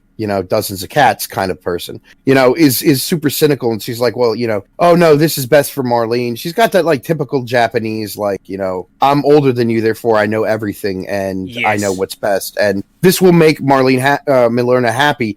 And like, yeah, marrying Dryden is going to make Milerna happy. No, I mean, it's not. It's not going to make her happy. This woman is saying whatever the hell she needs to say to convince not just Alan but herself, right? Because it's not about like these people get trapped in their position. It's not about what's best for that person. It's what's best for the kingdom. Yeah, she even says that, like, I'm sick of being, like, stripped. And, like, I think it was the sister that Ellen, like, liked. Like, she said that she didn't like being trapped in this, like, the burden of people of the blood and stuff like that. Like, yeah, and that's the thing is, like, royalty kind of is a trap for these. And so, like, yeah, Milerna's trapped in this.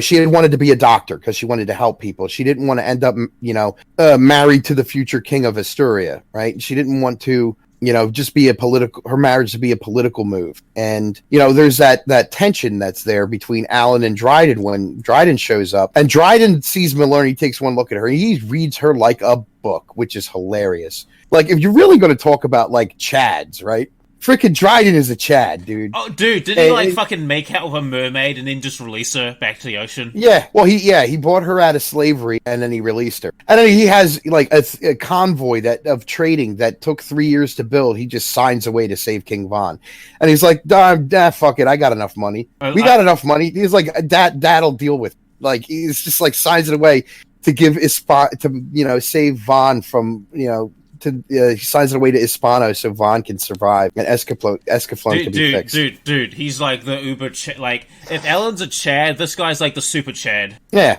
he's kind of got fuck you money, so he's just, and it's like, hilarious. He's actually quite funny because he's like the rich guy that's like incredibly like scruffy. He's like the unassuming rich guy. He's like that guy that dresses like a fucking homeless bum, like almost like a hobo. But then you find out that he's just got like fuck off levels of money.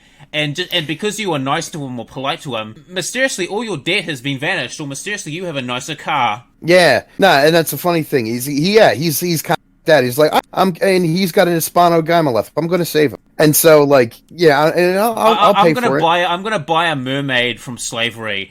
She's probably falling in love with me, or has some sort of like Stockholm syndrome. But I'm going to release her back in the ocean because fuck you, I have shekels. Yeah, it's like, I'm going to just let her go. And so she could be back with her people. And he's like, if you ever get captured again, tell him, like, I'll pay for you again. And it's like, that reveals, though, that he's not just a player, he's a good person, right? And, he's actually a good person. He cares about people. And because when you first hear about him, like, because I think we hear that his father is really, like, scummy and shit, if I remember correctly. Oh, yeah. Like the first scene where you see his dad's a complete, like, miserly asshole. Capture Escaflowne by, having a friendship tournament where Von has to fight against 3, unruly mercenaries. and Vaughn just owns them. But like, yeah, that was totally staged. Everybody knows it. Everybody knows it. That this was not some kind of friendship match. It's like this is unfair and bullshit, but you can't call them out on their bullshit. It's like one of those. Yeah, and then her dad just like makes this deal to sell Hitomi in the spree. And it's like, Dryden is nothing like his father. That's the thing. Dryden is nothing like his dad because Dryden actually has a conscience. And yeah, because if I remember correctly, Hitomi nearly got kidnapped in the city. Exactly, the Gecko Men take her, and that was all like Dryden's dad's. Like he's like, hey, I can make some money off of it. Let's have her kidnapped and sold into slavery, and I make some cash. And it's like, people would be willing to pay a lot of money for it's almost like he sells slavery just for his son to like go buy them and free them again. Yeah, and that's because his dad is just like that cold cow, and Dryden has he has a soul, I guess. He hasn't sold it yet, and there's that scene at the very end though that where he near the end of the show where he gives the wedding ring back to Malerna, and he's like, I'm not a good enough man for you, and I'm going to come back, I'm going to help with the relief efforts after the war, and I'm going to be, when I return, I'm going to be ready for you. Yeah, I'm going to be worthy of you. And she says like, I'm not, don't bet that I'm going to be waiting for you. And he's like, okay. And like that always kind of like, I don't want to say it sat wrong with me, but it's like, the fact of the matter is like Malerna's character, she like, and when you compare Malerna to like what Marlene, even though we never really meet Marlene, I think it sucks that we don't like have a scene with Marlene talking with Alan. Like we don't get a really great no flashbacks. Yeah, but that I think though that's like not a bad thing because that allows us to kind of like imagine who Marlene is, and especially in the impact and effect she had on Alan. Yeah, and as time, I just get this feeling though that Marlene was nowhere as. It's going to sound rough, but like nowhere near as shallow as Malerna. Like what Malerna sees in Alan, I mean, obviously is what caused Marlene to fall in love with Alan. But you get this feeling like the romance between Marlene and Alan was far more passionate, far more meaningful in its brevity. I think it's because she saw Alan for what he was, like a tortured soul. Like she like. If you see like some of the really good shoujos, we have like this character that seems like really unassuming, like they seem like they've got everything made, they're winning at life essentially, but then you find out it's like the complete opposite. Like they deal with all this trouble and torment, and only in like if you read like his or her circumstances, for example, like the main character is basically that. Like he's the perfect athlete. He's his mother and father are like doctors. He's going to be a doctor. He's going to be rich and successful. Everything's made for him. What could possibly go wrong? Oh, he's actually ostracized by most of his family members because there was a scandal. And he has it very rough. Like his cousins tease him and bully him. His auntie, his fucking bitch of an auntie berates him to no fucking end, and and the girl like finds this out, and she's like, man, and I thought my life was rough. Yeah, and I kind of feel like Marlene's infatuation with Alan is basically just. It really is. It's kind of like a crush, and that's about it. Yeah. And this is why if they go with Vaughn, they're good. But if they go with Alan, you're fucked because they'll immediately trade up for the next Uber Chad. Yeah, I guess so. They'll basically go Chad hopping essentially. Yeah, and I mean, even though like from our find Dryden to be way cooler than Alan, right? Because like Dryden is more of a that like if I wanted to be somebody, I would not want to be Alan. I would want to be Dryden. I also want to be Dryden.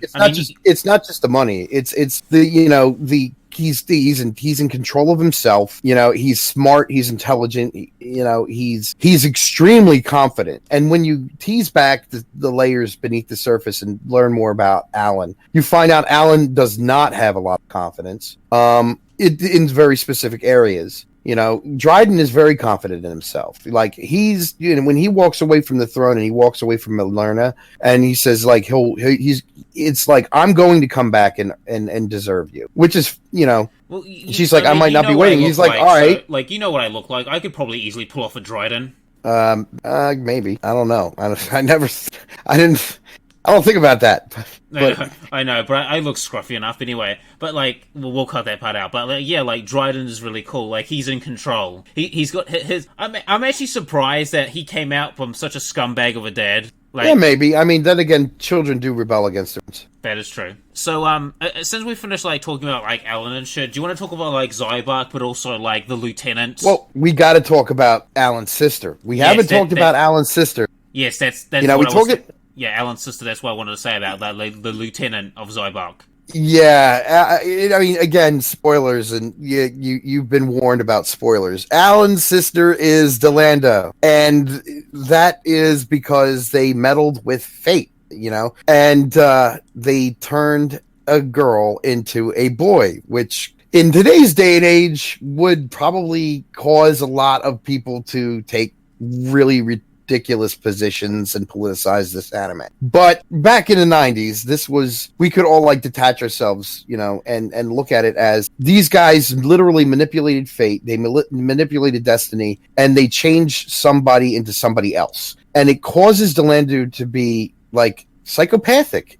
That's a lot of the mental instability to psychopathy. Like, these are all products of like the experiments that Zybok's technicians performed on if I remember somebody who used to be Selena. If I remember correctly, like he cares for his subordinates, but not really. And then when they all die, he's like screaming. He's like, "Where are you guys? Where are you guys? I want to kill the dragon." He does care about them, but almost as like he doesn't realize, again, in this idea of losing something and then like regretting it, realizing it mattered to you in the first place. That's like one of those things that emerges because Delando, after Vaughn just like fucking murks all of them, it's not until like then that he realized, shit, like, you know, they're all gone. I have no friends. I have no companions. I have nobody. Yeah, because all of them start dying one by one. Like, you just see like there's a few of them left, and then like at the end you see all the chairs are empty, and like he's like drinking. He's like got his shirt off, and he's like, "Where the fuck are you guys? Where are you?" And like, yeah. Well, it's funny because you know, Delando and what they did to Delando kind of represents. You have the old 4 military generals that are in charge of Zybok's armies, and there's a scene where the viewer might not have put it together yet, but you see Delando as Serena, having reverted back to Serena or Selena or whatever. Selena, however it's pronounced, the Alan's sister, and so like he's reverted back to being a she. Like the experiment kind of like backfired, and she's gone back to normal, and she's wandering around in this garden, and she's got like kind of this childlike mentality, like she's got some kind of like brain damage, or maybe she's not entirely all there, because there's this really weird scene, and it's extremely evocative, and it's hard to really describe the emotions it creates. But like just unnervingness and unsettlingness. And you've got these 2 generals talking, and they're watching Selena in the garden of the palace. Doesn't she like crush a butterfly with her bare hands? That's later. Okay. That's later. That's right before she turns back into Delando in front of Alan and I'm sorry, I'm mixing up scenes. Continue. Yeah, that's at the grave of Alan's mother. Yeah. But yeah, she picks up like a leaf with a snail on it, and she looks like she's gonna eat it. Like you see, like in false color image, like her mouth opens and the snail, like you see the snail's antennae, and its snail's like looking, and it keeps switching back and forth to the mouth getting closer and closer, and then you see Jajika, and he's put his hands over the snail and he's shaking his head, no, don't do this. And then the general, after this really unsettling, scene, about like 45 seconds to a minute, of this unsettling scene, and then Jajika saves the snail, and it's all very quiet and calmly done, right? And then you hear the one general who's watched this says, "What is Zybok becoming?" And that is amazing, because that scene really points out the idea that what is going on even seems wrong to the military leadership of Zybok. All this meddling with fate, all this meddling with destiny, all this stuff that they're doing, right? It's like, what is Zybok becoming? What are we becoming? We're doing this sort of stuff. What? Yeah, because because most of the Zybok people they fight are part of like the Emperor's like special forces. They're not fighting the general military. The main military. Huh? Yeah, the main military. They're not mostly the Dragon Slayers, like the Landos, Falcon's unit. Like these guys are like you said, they're like special forces, and that's who they're mostly fighting. They're not fighting the rank and file infantry, really. I think they do in certain circumstances, but most of the time it's just during the wars. Yeah, during the wars. Yeah, but like the bulk of the story, it's mostly like Delando and his crew, the special forces, or the cat girls, the Lux soldiers. Like these, you get that idea that these are irregulars. They're it's highly like trained, the Emperor of Mankind sending space marines to like assassinate a group of people instead of like the Imperial Guard. Yeah, something like that. and so like the Delando, like at first, man, Delando is one of the easiest characters. And then like when you find out like Delando is actually like Alan's sister, you've got this like, wow, what the hell? Like I wanted to like all of a sudden like, and then Alan's defending Delando, like Delando's my sister, and Alan's like, the fuck?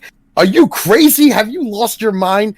And that's when Alan and Vaughn have their big fight, and Vaughn wins for the first time in their combat. Vaughn wins and almost kills Alan, and yet Delando has turned back into Selena, and she says Oni-san, and like everything kind of calms down. But there's that.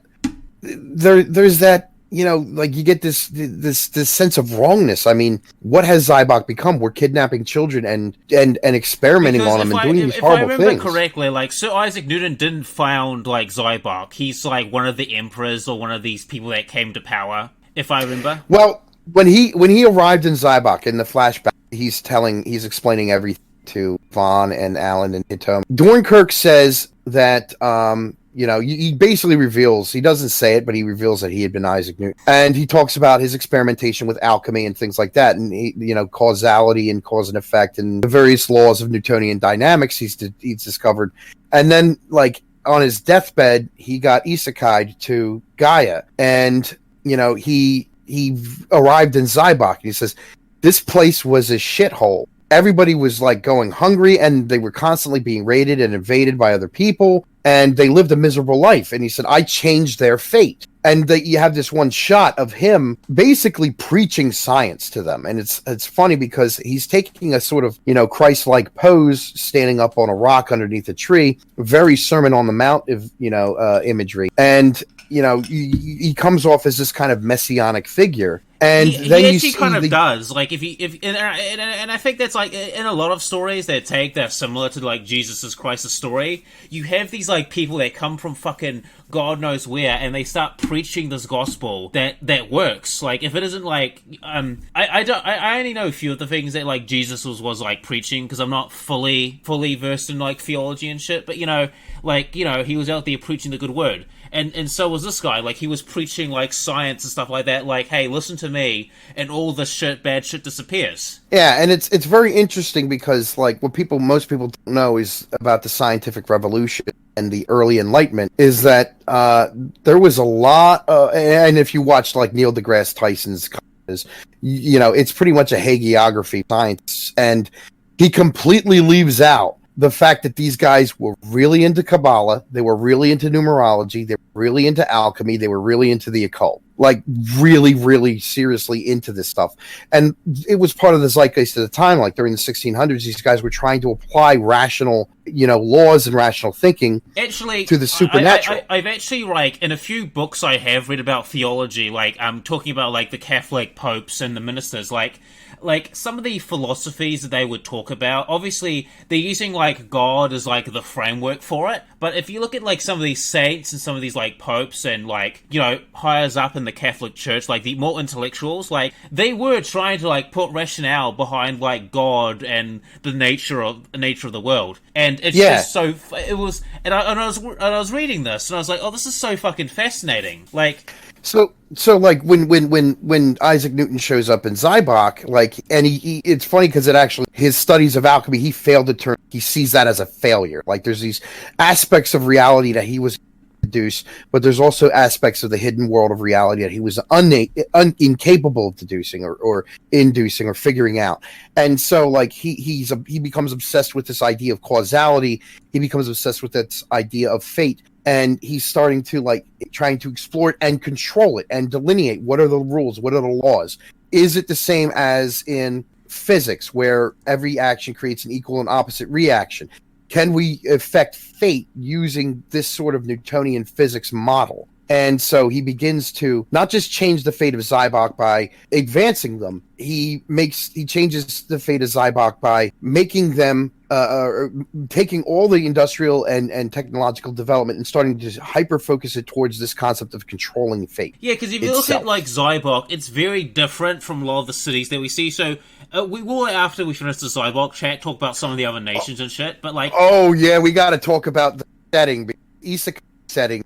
Actually, let's open that door now. By and large, finished about most of the characters. Let's open that door now and tease that, because one of the biggest problems I have with a lot of Japanese isekai and fantasy is they end up in this generic European style fantasy world that is just like hyper generalized, and it's very anachronistic. You know, you find people wearing the kind of clothing they would have worn in the 19th century, and yet they don't even have steam tech. You have like these cottages and castles and things like that you see in like the high middle ages. You have them use like spears or swords, even though they should be using like halberds or pikes. Or the level of technology is fucky. I'm not going to go that detailed. I'm not going to do, what do they call Japan? The potato patrol? Potato police is the term I think used in Japan to describe people who are, who get really, really nitpicky about that. But I mean, the only reason I really kind of get nitpicky about that anymore is because I'm just freaking tired of it. Like, I'd like to see a creative and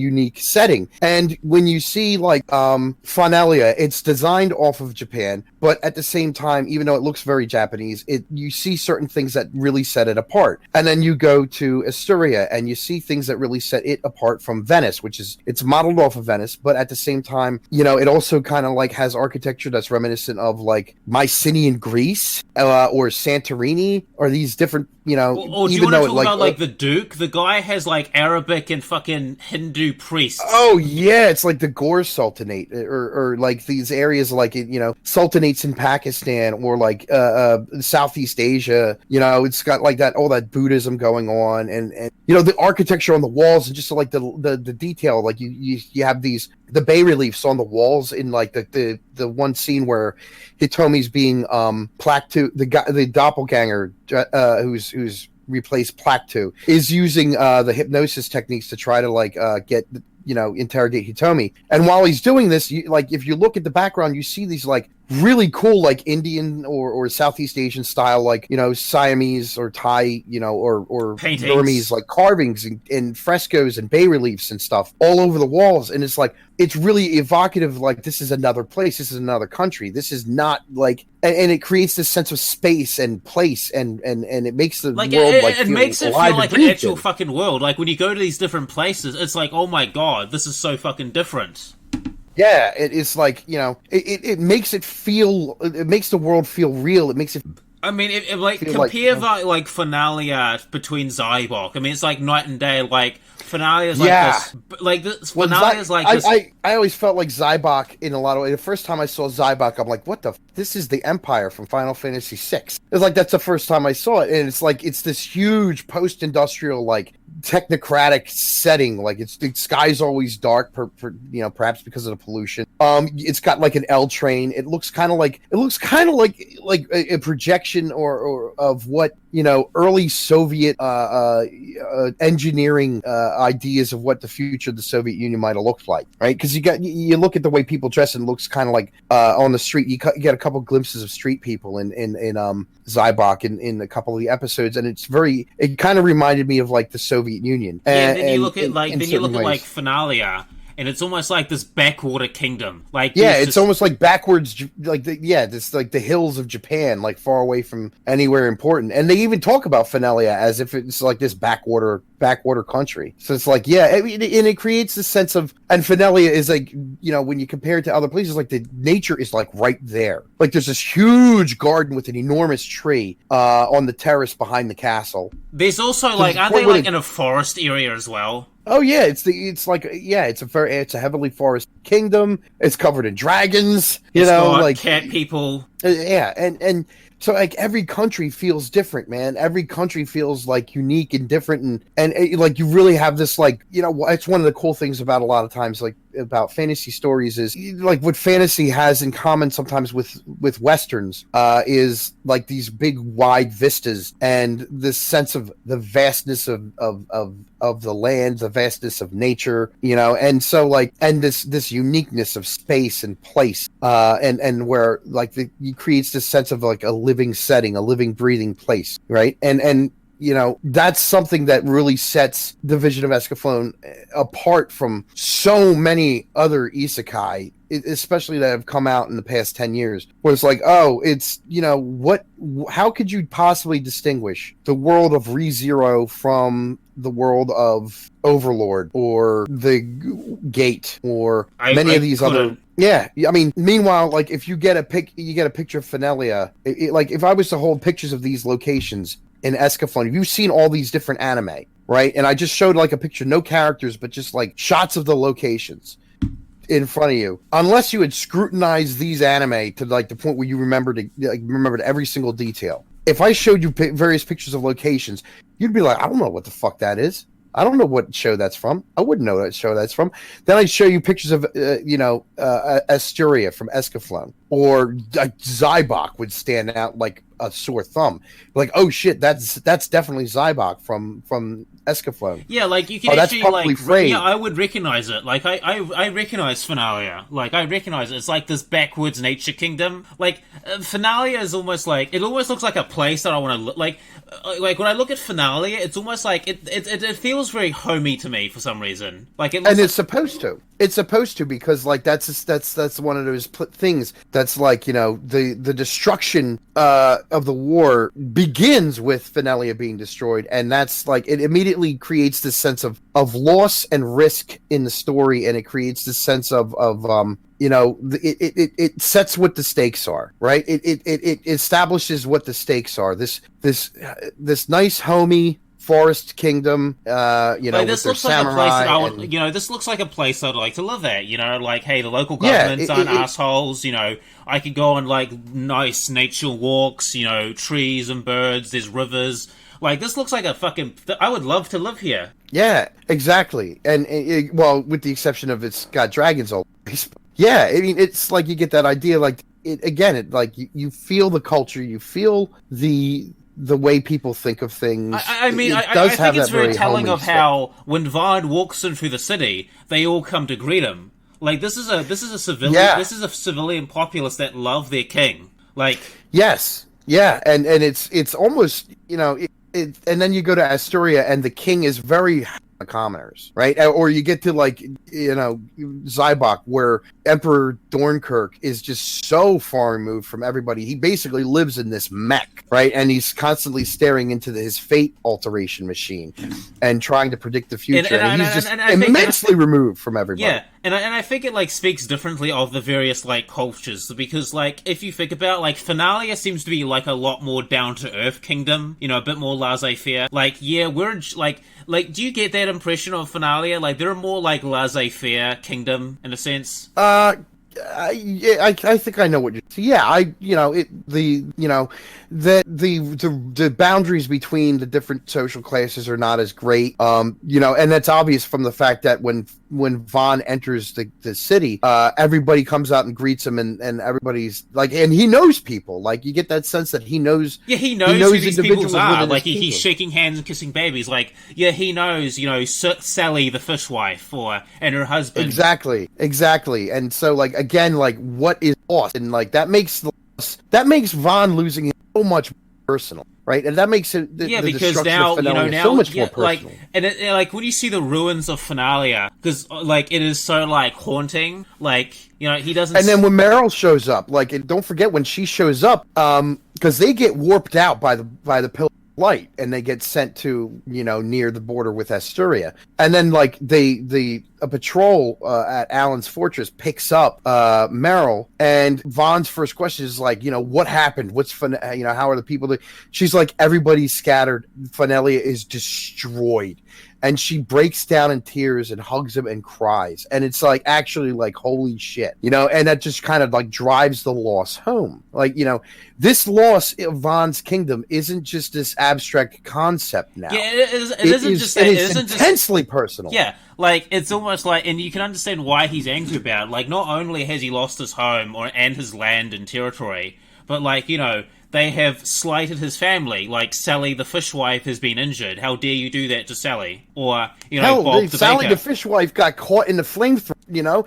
She's dead. And her husband, you know, Bob the baker, he's beside himself. How dare you do that? Like, how dare you do that? And little Timmy the paper boy, you know, like, he got crushed in rubble. Like, you know, and... Yeah.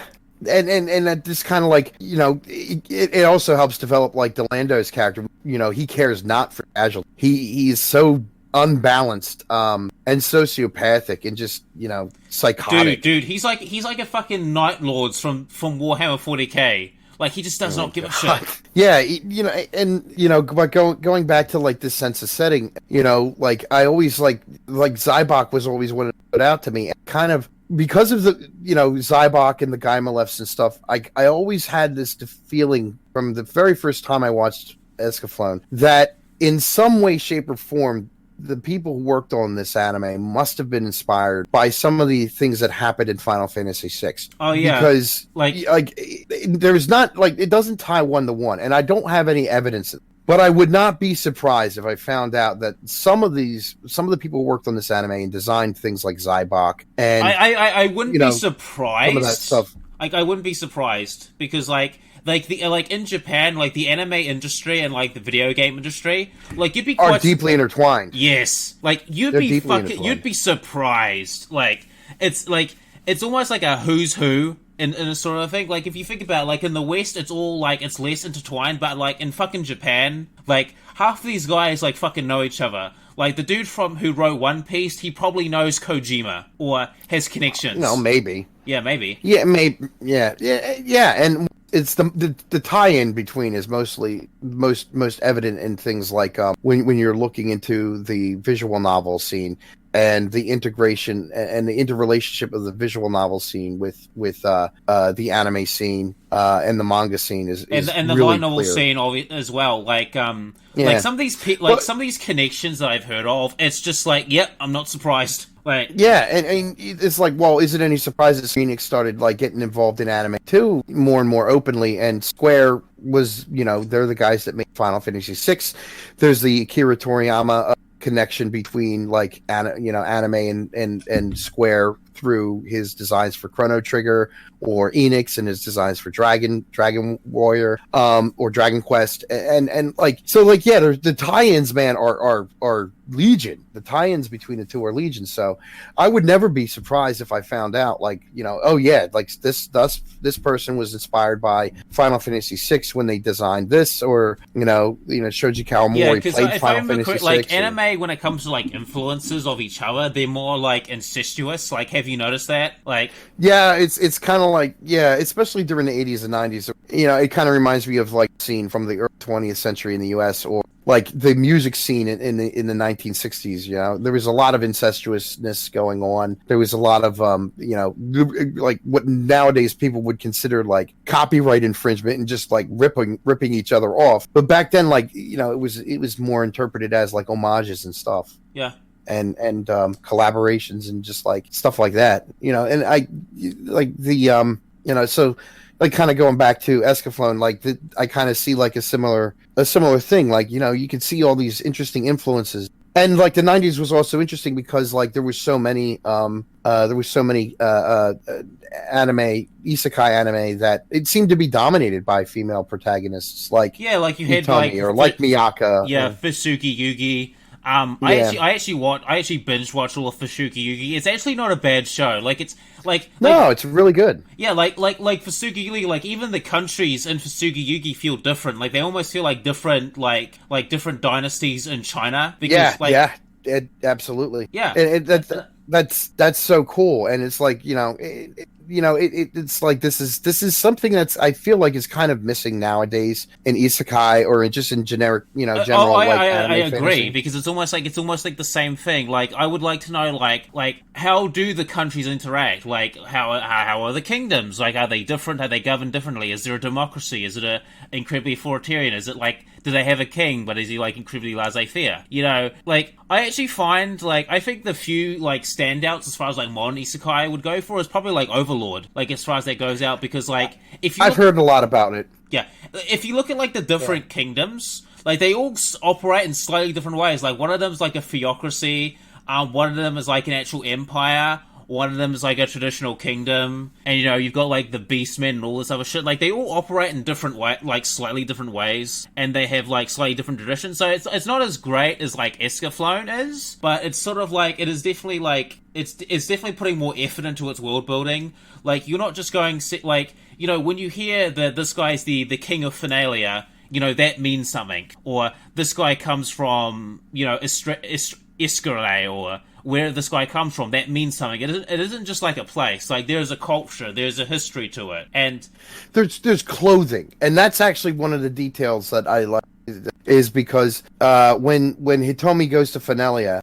or not Fvlminatvs, I'm sorry, when Hitomi goes to Asturia with the other characters, she ends up wearing an Asturian dress for a lot of the time that she's there, and it's interesting because you can tell a lot about the culture. The princesses wear more showy versions of these dresses, but again, it creates this sense of place and culture. Yeah, because if I remember correctly, when the princess first met Hitomi, she thought she was a serving girl. Yes, she thought she was a serving girl because she was oddly dressed, and you see even Marlene, or not, even Selena, Alan's sister, and like when she's a little girl, if you're paying attention to what her dress looks like, it is in that style. Her dress is designed in that Asturian style, the kind of style, the dress that Hitomi wears while she's in Asturia, and it's like that helps too to create this sense of place.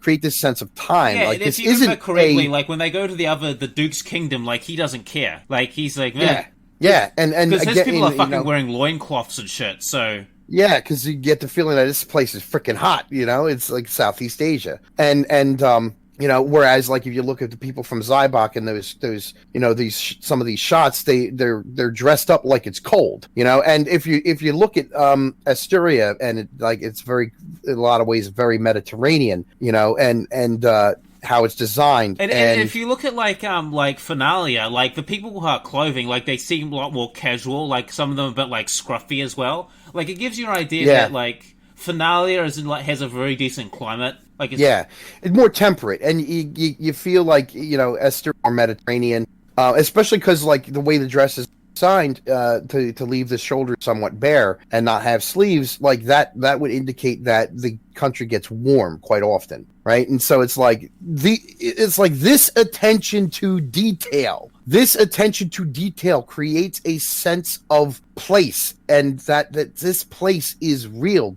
It breathes. It's alive. That not only just it helps you suspend your disbelief, but it also helps you to immerse yourself in this setting. And it even if you don't notice it consciously, your subconscious brain is going to be picking up on these things. I mean, it's the reason why I view Fvlminatvs as like almost like homely, because like if you see my house, I'm like fucking, I'm in nature. Like, I'm in like a sort of like a rural suburb area where like there's like acres of land behind me with trees and shit and birds and animals. Like, we used to be like that here in South Jersey, but all the farmland's being bought out But I live in like I also live 20 minutes away from a beach, but I live in like a small city. I live in a small town, a very rural town. Like, basically everyone fucking knows everyone. Like, I couldn't even get a fucking girlfriend without my fucking family finding out about it before I tell them. Yeah, and you kind of get like Fvlminatvs is kind of like that. Like, everybody knows King Von knows people in this kingdom, like to the point where like he hears people talk about rumors about his brother Fulkin having abandoned, and run away like a coward, and like he's hearing these rumors. It's like he's going through the streets with Vargas, and he hears these rumors, and it's like not like people are saying like King King or Prince Von, there are rumors about this, man.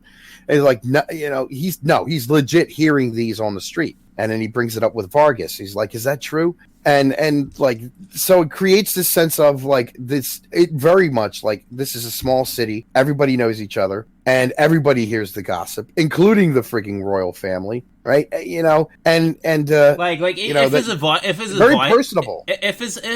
his advisors don't tell him, he's probably going to find out as he's walking through, to see Bob the baker and Sally the fishwife. Exactly. So like, that's one of the things that really set. I kind of want to circle back a little bit to talking about Hitomi and kind of like some of the themes that I think we should wrap this chat up with just Hitomi, and then we'll just do like ending thoughts, and maybe we might do an overview later. We'll see. But I just to talk about like Hitomi, I like the her using like the tarot cards and stuff like that because it's very like fascinating. Like I don't put much stock in like fortune telling or stuff like that, but I do find it interesting, and it's fun to see sort of like I don't like believe it's I don't believe that it actually works, but I think there is like it's kind of like, oh, maybe there is a bit of truth to it, like that kind of thing. Like maybe I don't know. I don't really think myself, but I mean, when it comes to the story, right? And that's the thing is like story. I'm willing to spend my for the sake of the story. And so like one of the things she says is that on Earth her accuracy rating was just slightly higher than most people, but now on Gaia she's like this important person. Like she's almost like one of the she's like one of the fortune tellers from, or like she's like the Oracle of Delphi. Yes, that's the word, Oracle. That's the word. Yeah, she's like the Oracle of Delphi or the Sibyl. Like she becomes a major, like as people start to realize just how powerful her ability is, right? More and more people become interested in it, and there's that threat. She doesn't want to be used as a tool, like when Vaughn is at the point where he could confess to her and say like, I need you, and she's like, she blushes and like, and then he flubs it and he says like, I need you to help me win this war. Like, not I need you to hold me at night. When the nightmares of Fenelia's fall come. Like, if he'd have said that, like, it would have been completely different. But like, she slaps him, and it's a slap actually that we don't see. We just see him with the red cheek afterwards, and you can just infer what happened. And again, that's something I really like about the direction, like show don't tell. Like you can infer some of these events that take place throughout the show. He tried to confess to her, but it's like, oh fuck, you be my weapon, and she's like, nah, bitch, slap. She finds herself at the center of this love triangle between Von, Allen, and herself, and she gets, you get the cat girls and folk and like actually trying to like push her more towards Allen to distance her from Vaughn, because like if she gets too close to Vaughn, they could end up like fucking conquering the world together, and so they alter that fate from occurring. But like, dude, that would be like Allen, I'm almost getting like flashbacks of like Berserk forces, like just like for like just... Alan. It's interesting how Alan reacts to this, like because she starts, she doesn't want to be kept in a birdcage. As he says, I'm going to have to put you in a birdcage. He becomes very possessive, and it's not like some, like some people would say, oh, he's just like possessive of her because this, that, and the other thing. No, it's because he lost his mother, he's lost his sister, he lost Marlene, right?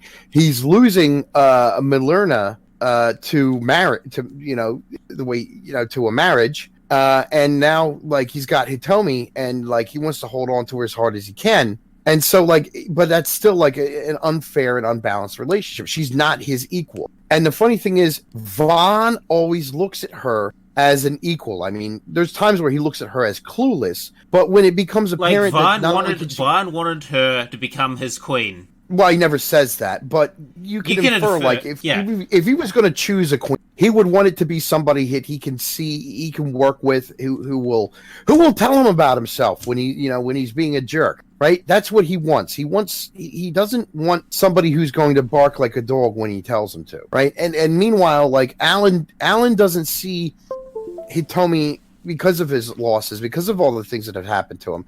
He doesn't see Hitomi as an equal, because if he did, then he'd have to let her take these risks and go into danger and risk losing her. Like he has to see her as this person who has it's to almost be like I like, it's gonna sound weird when I say it, but it's almost like he views Hitomi as like a pet in a sense. Yeah, well, at first probably, but as time goes on, I think honestly care about. He doesn't know how to deal with her as this important person in the events, and as somebody that can help the war effort, as somebody that can help defeat Zybok. He doesn't know how to deal with that because, like he says, every single woman that he has ever cared about, he's lost, from his mother all the way down to now Hitomi. And, that shapes his reaction. But at the same time, like, that's the thing, is like, you look at, you look at Alan, right? And so, like, the scales start to come off of Hitomi's eyes as time goes on, right? She realizes Alan is not everything he's cracked up to be. He looks like, on the surface, and this is why, like, within by the middle of the show, that's, if you're dating a girl, by the middle of the show, that's why when you ask her, who is better, Vaughn or Alan? If she says Alan, you dump her. Like, because if she says Vaughn, she's not nearly as shallow, because what happens with Hitomi is, and as the show goes on, it reveals that these are problems, right? It reveals that Alan does not see her as an equal, where Vaughn does. It reveals that Vaughn is, not to say that Alan is an unsophisticated person, right? But Alan doesn't handle his situation the way, and his feelings are in his.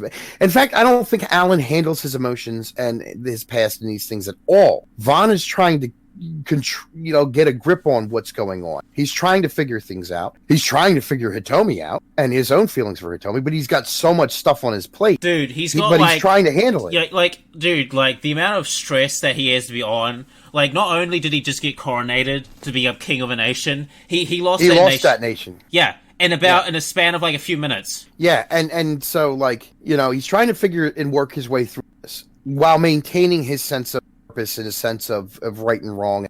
Alan's not trying to work his way through these things. In fact, like, that's one of the things with, like, when they're going to the Mystic Valley, and they're going to the Mystic Valley and they're trying to find out more about Atlantis, and they're going through the diary or the journal that Alan's dad had. Alan just keeps rejecting it. I don't want to be here for this. Fuck this shit. It's like, he's not willing to face the reality, right? He's not willing to face these things. Meanwhile, that's kind of all Vaughn is doing. Now, Vaughn is your typical shonen, kind of coming-of-age prince. Coming-of-age protagonist. Like, that's the damn phone.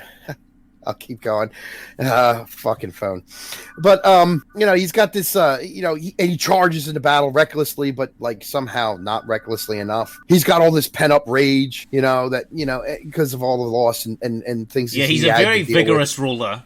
But, he's also much more in touch with his emotions, whereas Alan seems to be in denial of his feelings. He seems to be constantly in suppression and avoidance of his own feelings. And so that, is one of the things, right? It makes Alan seem cool and collected and calm, and that coolness kind of like could seem very seductive for a girl, and he's got all the moves. He's got all the creepy, the moves that are creepy in real life. He's got like the one-armed lean against the wall. Like, he's got all the moves, right? And just comes off as super suave. But, how much of that shit is genuine, you have to ask. And Alan, Alan is not entirely genuine. He's got all, he's not even genuine with himself. Whereas Vaughn is 100% genuine. He is what you get, and even if he's having trouble figuring out how he feels about Hitomi, right? He doesn't try to hide it. He's wrestling with it, but he's not trying to hide, anything. And she ends up choosing him. And it's kind of bittersweet. Like, they go their separate ways. She goes back to Earth, but like then you get that like nice scene at the end where 'cause she gives him the pendant, and there's still the power of wishes, right? The power of wishes are still there, and so like you get that one glimpse as she's on the train platform, and the girls ask her like, "Can you tell me my fortune?" She's like, "Nah, I don't do that anymore," which signifies that she's grown up in a lot of ways. That she's left the trappings of this sort of thing behind, and she doesn't rely on it anymore. And she's kind of trying to control and command her own destiny. And then she looks across and she sees Vaughn sitting on the breakwater, with his wings out, and she says, "I'm doing fine."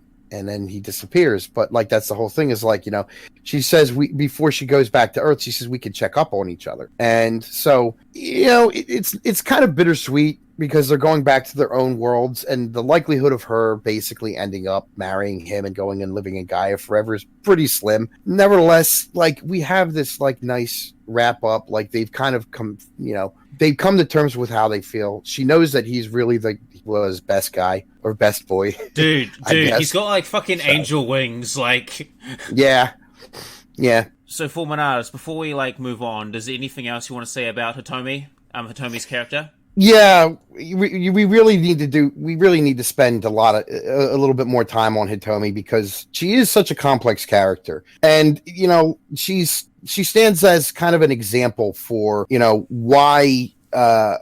As a positive example, is like, you have all these negative examples of female characters in stories. It's like, and everybody wants to blame the wrong party. And the real reason is like a lot of these female protagonists and stuff are just poorly written characters, and the stories suck. And everybody wants to blame the usual suspects, want to blame men or whatever. And yet, like, this is a shoujo anime. Vision of Escaflowne is a shoujo anime, really, and it was designed. It was kind of the director steered it into being one. The art is all shoujo, right? You look at the art and you look at the animation and everything. It's very, very shoujo character designs. The topics, dealing with things like fate, tarot cards and divination, and romance and love triangles, that stuff is stereotypically more interesting to female viewers than it is to male viewers, right? Yeah, I've actually find what I actually like about sort of like the shoujo genre, and it's like I like it how the characters try and like contextualize like their emotions and feelings and stuff, because I like that stuff, because I myself find it very difficult to like contextualize like emotions and feelings, and it takes me a while to like figure out what exactly do I feel about a certain situation. So I like how they explore that theme, and it's like they do. They explore that a lot, and that's the thing is, I mean, stereotypically, that's more interesting for girls and women than it is for men, right? And it's stereotypically, but yet, from my experience, I'm not the stereotypical guy, so. Well, yeah, but from what I experienced, like, loads of guys love Vision of Escaflowne. And so it's like, well, why? Like, the old idea of like men don't like female protagonists is BS. Like, well, let's take a look. Like, some of my favorite some of my favorite characters are female. Like, one of my favorite female characters in cinema is Matt Ripley from Aliens. You mean Ellen Ripley? Sorry, Ellen Ripley. Yeah. But yeah, so let's zoom in. Like, how could they have ruined, like, the original premise of Hitomi being like a large-breasted blonde bimbo with glasses who was kind of an airhead? That would have sucked. But just as much that would have sucked is if Hitomi shows up in Gaia. Suddenly, she's the greatest swordswoman in the world. She just humiliates Vaughn and Alan in swordplay. She's the best Guy Malef pilot ever. Like, that shit would have really just not. That would have been not cool. It wouldn't make sense anyway. Yeah. Considering her backstory. Now, if she actually trained and actually found out she had a knack for it, like, I could buy it that she's good at it. Yeah, but even then, she's up against these people who have been training to do this sort of thing, like Alan and Vaughn, like, since they were young, right? But like, there's nothing both wrong of with them are having someone who's warrior a class. prodigy. Like, there's nothing wrong with that. Well, you have to establish the prodigiousness in the first place, right? And, like, Gundam does that with, like, making Amuro a new type. Like, Amuro it explains it. It's not very good. It's not, it is kind of lame the way they do it. And it is a trope that in a lot of anime that pops up. But in a lot of times it's kind of lame. And so, like, the original Macross and Evangelion kind of make fun of that trope. Oh, he jumps in the pilot seat of the mech and he's just a whiz at it. Like, yeah, right. That doesn't happen in real life. And even Amuro had to, like, flip through the pages of the manual to figure out how to shoot missiles and shit in the very first episode of Gundam. So, like, Hitomi, though, what they do in the very first episode is they establish what Hitomi is competent at, right? She's a competent athlete and she is a competent fortune teller. And when she goes to Gaia, these become key features of her skill set, right? And in fact, right, I can't think really, Vaughn, I think, saves her once or twice. She probably saves Vaughn more than he saves her. through her skill set. You know, the skills being her if divination. I remember correctly, she saves Vaughn by finding out where he's being located. She saves Vaughn by predicting where the stealth cloaks are going to attack him. She saves him from getting killed by the dragon. She saves him from getting killed by snuck by Actually, Delando. if I remember, in the first 10 episodes, I think she saves Vaughn actually a few times in the show. Yeah, like totally. Like there's 2 times where Delando's basically going to sneak him, and he's like once when they're rescuing him on the Zybok ship, and the second time when he's meeting Fulkin and he's standing on the bridge in Astoria.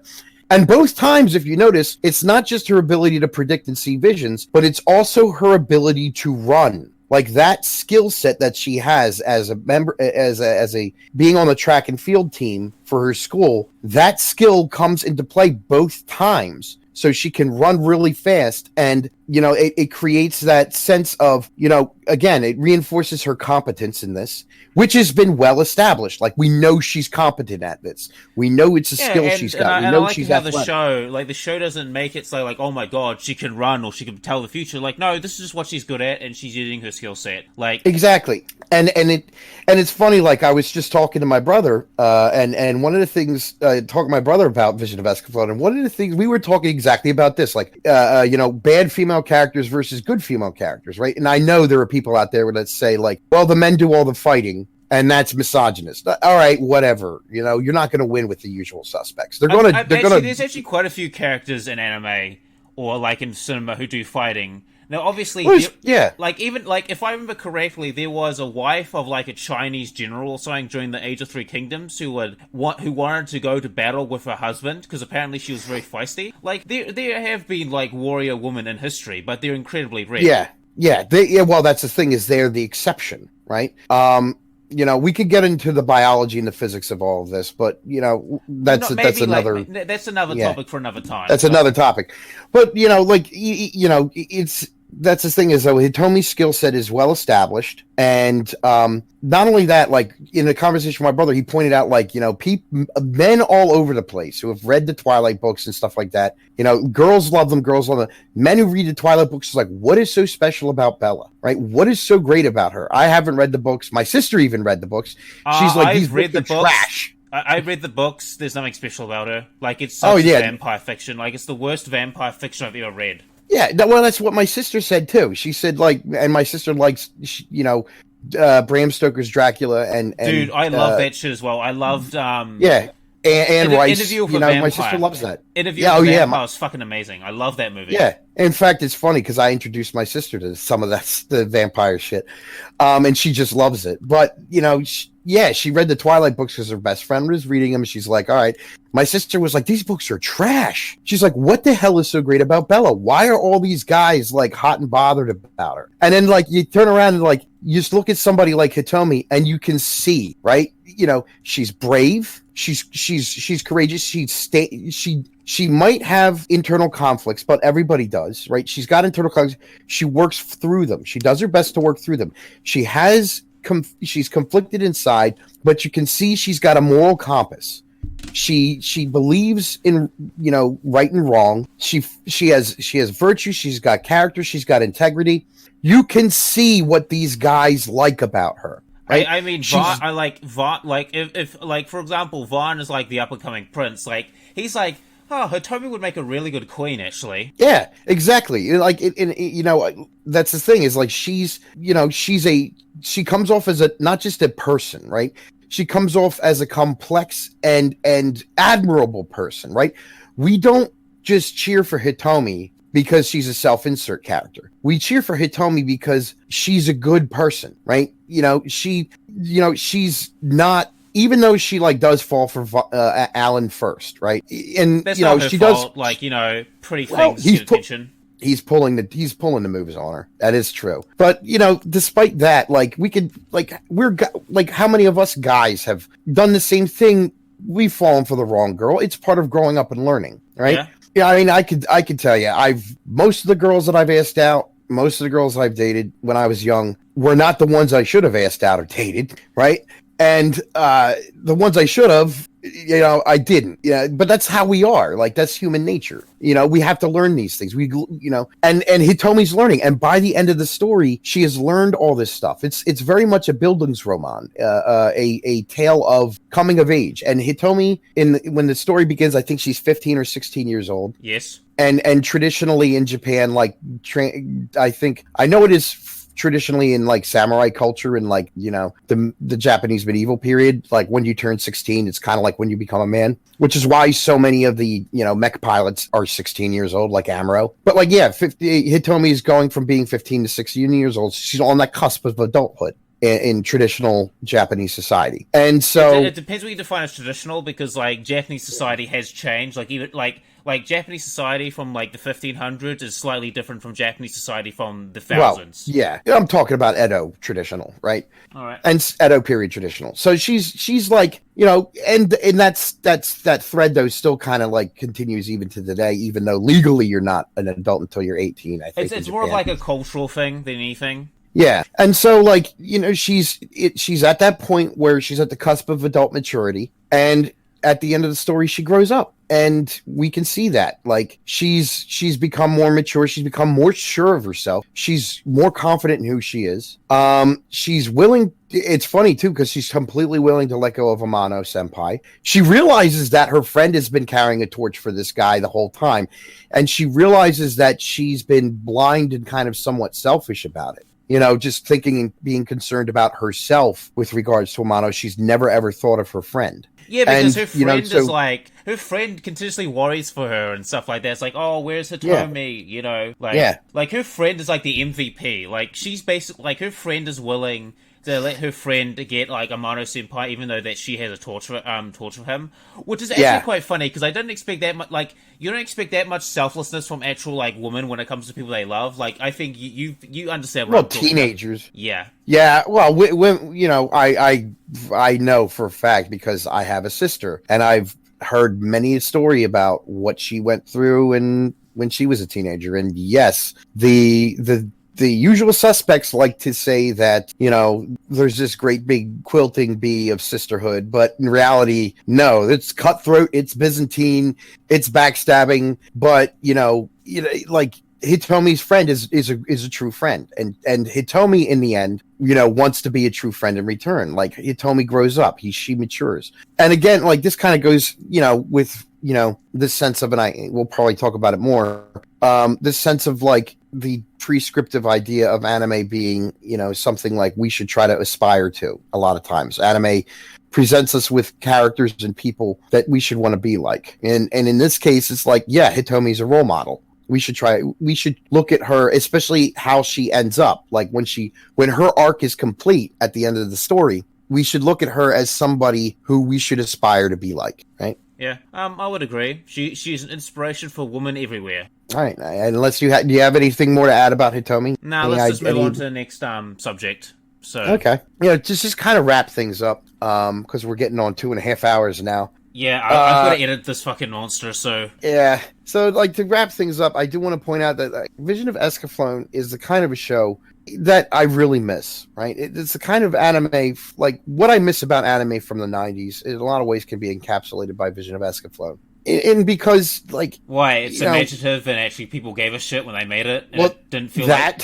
Well, no, I think a lot of people, nobody wants to make an anime, and not give a shit about them making it. Like, nobody wants to make a piece of shit. But nevertheless, it's going to happen sometimes. But, it does show a lot of creative passion and a lot of creative imagination and originality. And it also, like, one of the things is I don't see a lot anymore, especially with the huge amount of long-running series. Is back in the 80s and 90s, you got a lot of single-season shows. Yes, and the fucking core format. I fucking loathe that shit.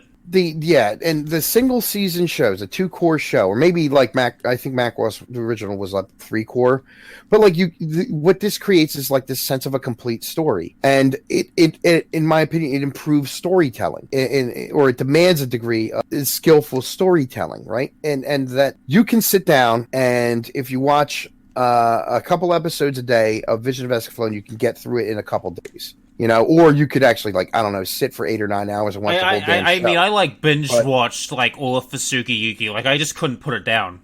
Yeah, and that's the thing is, like, you know, but it's a complete story. Like, it's got a beginning, you know, it's got a middle and an end. It is like, you look at a lot of these, you know, seasonal shows that are coming out every season. It's like, where's the beginning? Where's the middle? Where's the end? How is this structured? Right? No, it's an ongoing soap opera, you know, structure story for a lot of these. And like that while that's not bad in and of itself, I mean, there's you know, there's merits to that. The overwhelming amount of anime have that is not like, you know, two core and that's it, like telling a complete story, you know, I think is overall storytelling in like anime there's a lot of series. Yeah, there's a lot of series. Like, even I don't care if they have like another, like a season 1 and a season 2. Like, that's fine. Like, that's fine. But I feel like they're so addicted to that. Like, they're so stuck in that 12 to 13 episode format that it really ruins the quality. Like, there's plenty of shows I've watched that, like they're adapting something, and I'm almost like, you know, if you guys just did 25 episodes, you could easily adapt, like, at least, like, a good half of this manga without it feeling, like, completely rushed, and then, like, you could do second season, like, there's your adaptation. It's 52... It also makes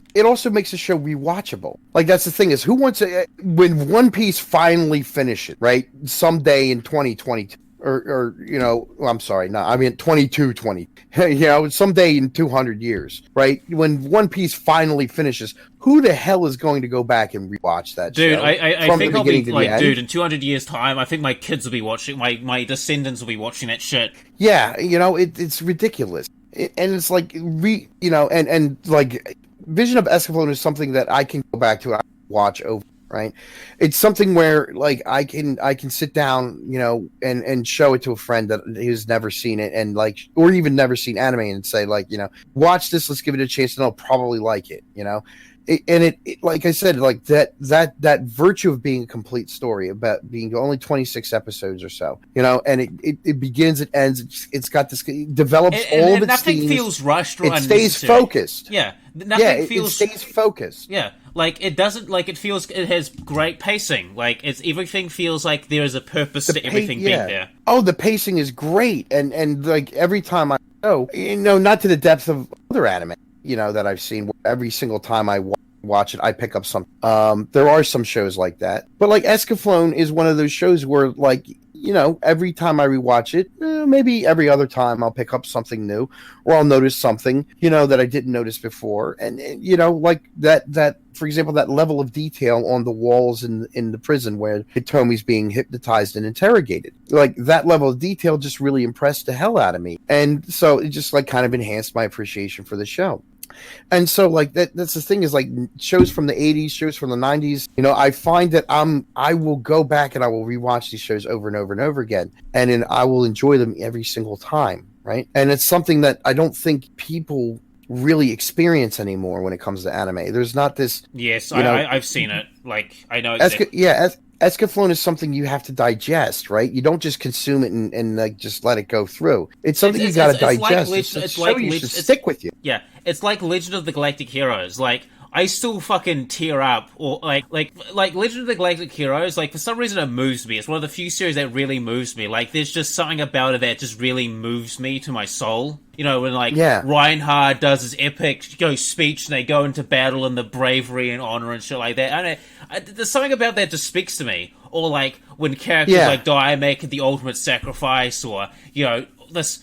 It's just like this, like, what? Wait, oh my god, I feel something. Well, and that's the thing is, like, every, you know, shows like, and this is one of the reasons I showed you Kawamori, you know, a lot of his stuff deals with, and not just romance, but I mean, like, actual, like, love, like, self-sacrifice, putting someone else before yourself, trusting someone else, all these, you know, allowing yourself to be vulnerable, like, you know, like, these aspects of and I feel like they were more common in older anime, but I could be but like, this is, you know, it's a sense that, you know, like, if I watch something like Escaflowne, I always take away a little bit of that, a little piece of that about, you know, what does this tell me about the definition of love? What is love, right? And I feel the same way about a lot of Kawamori's stuff that Kawamori has worked on. And that's the thing. It's just like, you can sit here and you can watch Escaflowne and you can enjoy it. It's easily an enjoyable show. right? It's not, but at the same time, like, you're going to be, if you watch this show, you're going to be moved, or you should at least, unless you're completely heartless and soulless. You should be moved on some level. You should develop an attachment to the characters, and you should come away from this having learned something, right? Or at least considered something, or at least thought about, what does it mean to be in love? What does it mean to be infatuated or having a crush? What does it mean to trust somebody? What does it mean to be trusted? And these themes, like, these are deeply, deeply human themes, right? They're deeply, deeply human themes. And it's like, and that not just like, what does it mean to take control of your own fate? What does it mean to exercise free will? What does it mean to impose your fate upon others in the world? All these complex questions, but they also can be really, really personal and really, really moving. And that's the thing, like, with the, anime, a lot of anime from the past and some from the present. I mean, I really like War Girl too, and a lot of these anime, when they do romance, when they do love, sometimes they do them so well that it's like, it's not descriptive, it's prescriptive. We should aspire to be like that. We should aspire to be like these characters. We should try to learn in our real lives, the lessons that they learn, right? We should try to learn like Hitomi is an example for, because she learned these lessons, and perhaps if we learn these lessons too, we can make our lives better. We can make the lives of people around us better. And, I think that's incredibly valuable. All right. Man. Anyway, that's about all I got to say about this. Yeah, I pretty much agree. Like, so we're gonna end it. We're gonna end it here, and right. Fvlminatvs might be back for we might be doing an overview of the series, or he might be back for another discussion vid. We'll see. We'll see. I'd like to do Macros Plus with you or something like that at some point. We could, yeah. Or dude, if we could do the original SDF Macros, man. If you thought I talked a shitload in this video, dude, actually, if you want, we could do an overview sometime in the future of Macross if you want. The original Macross, yeah. I've got it I've got it on my hard drive, so I can watch it. Yeah, and it's on Amazon, at least in the States. It's on Amazon. Okay, Prime. but if we're not going to do it now, but maybe later, because I've got other videos planned with other people. But we'll put it onto we'll put a pin in it for now. But So this is Bio Gundam. Thanks for watching, and see you all later. And this is Fvlminatvs signing off. Peace.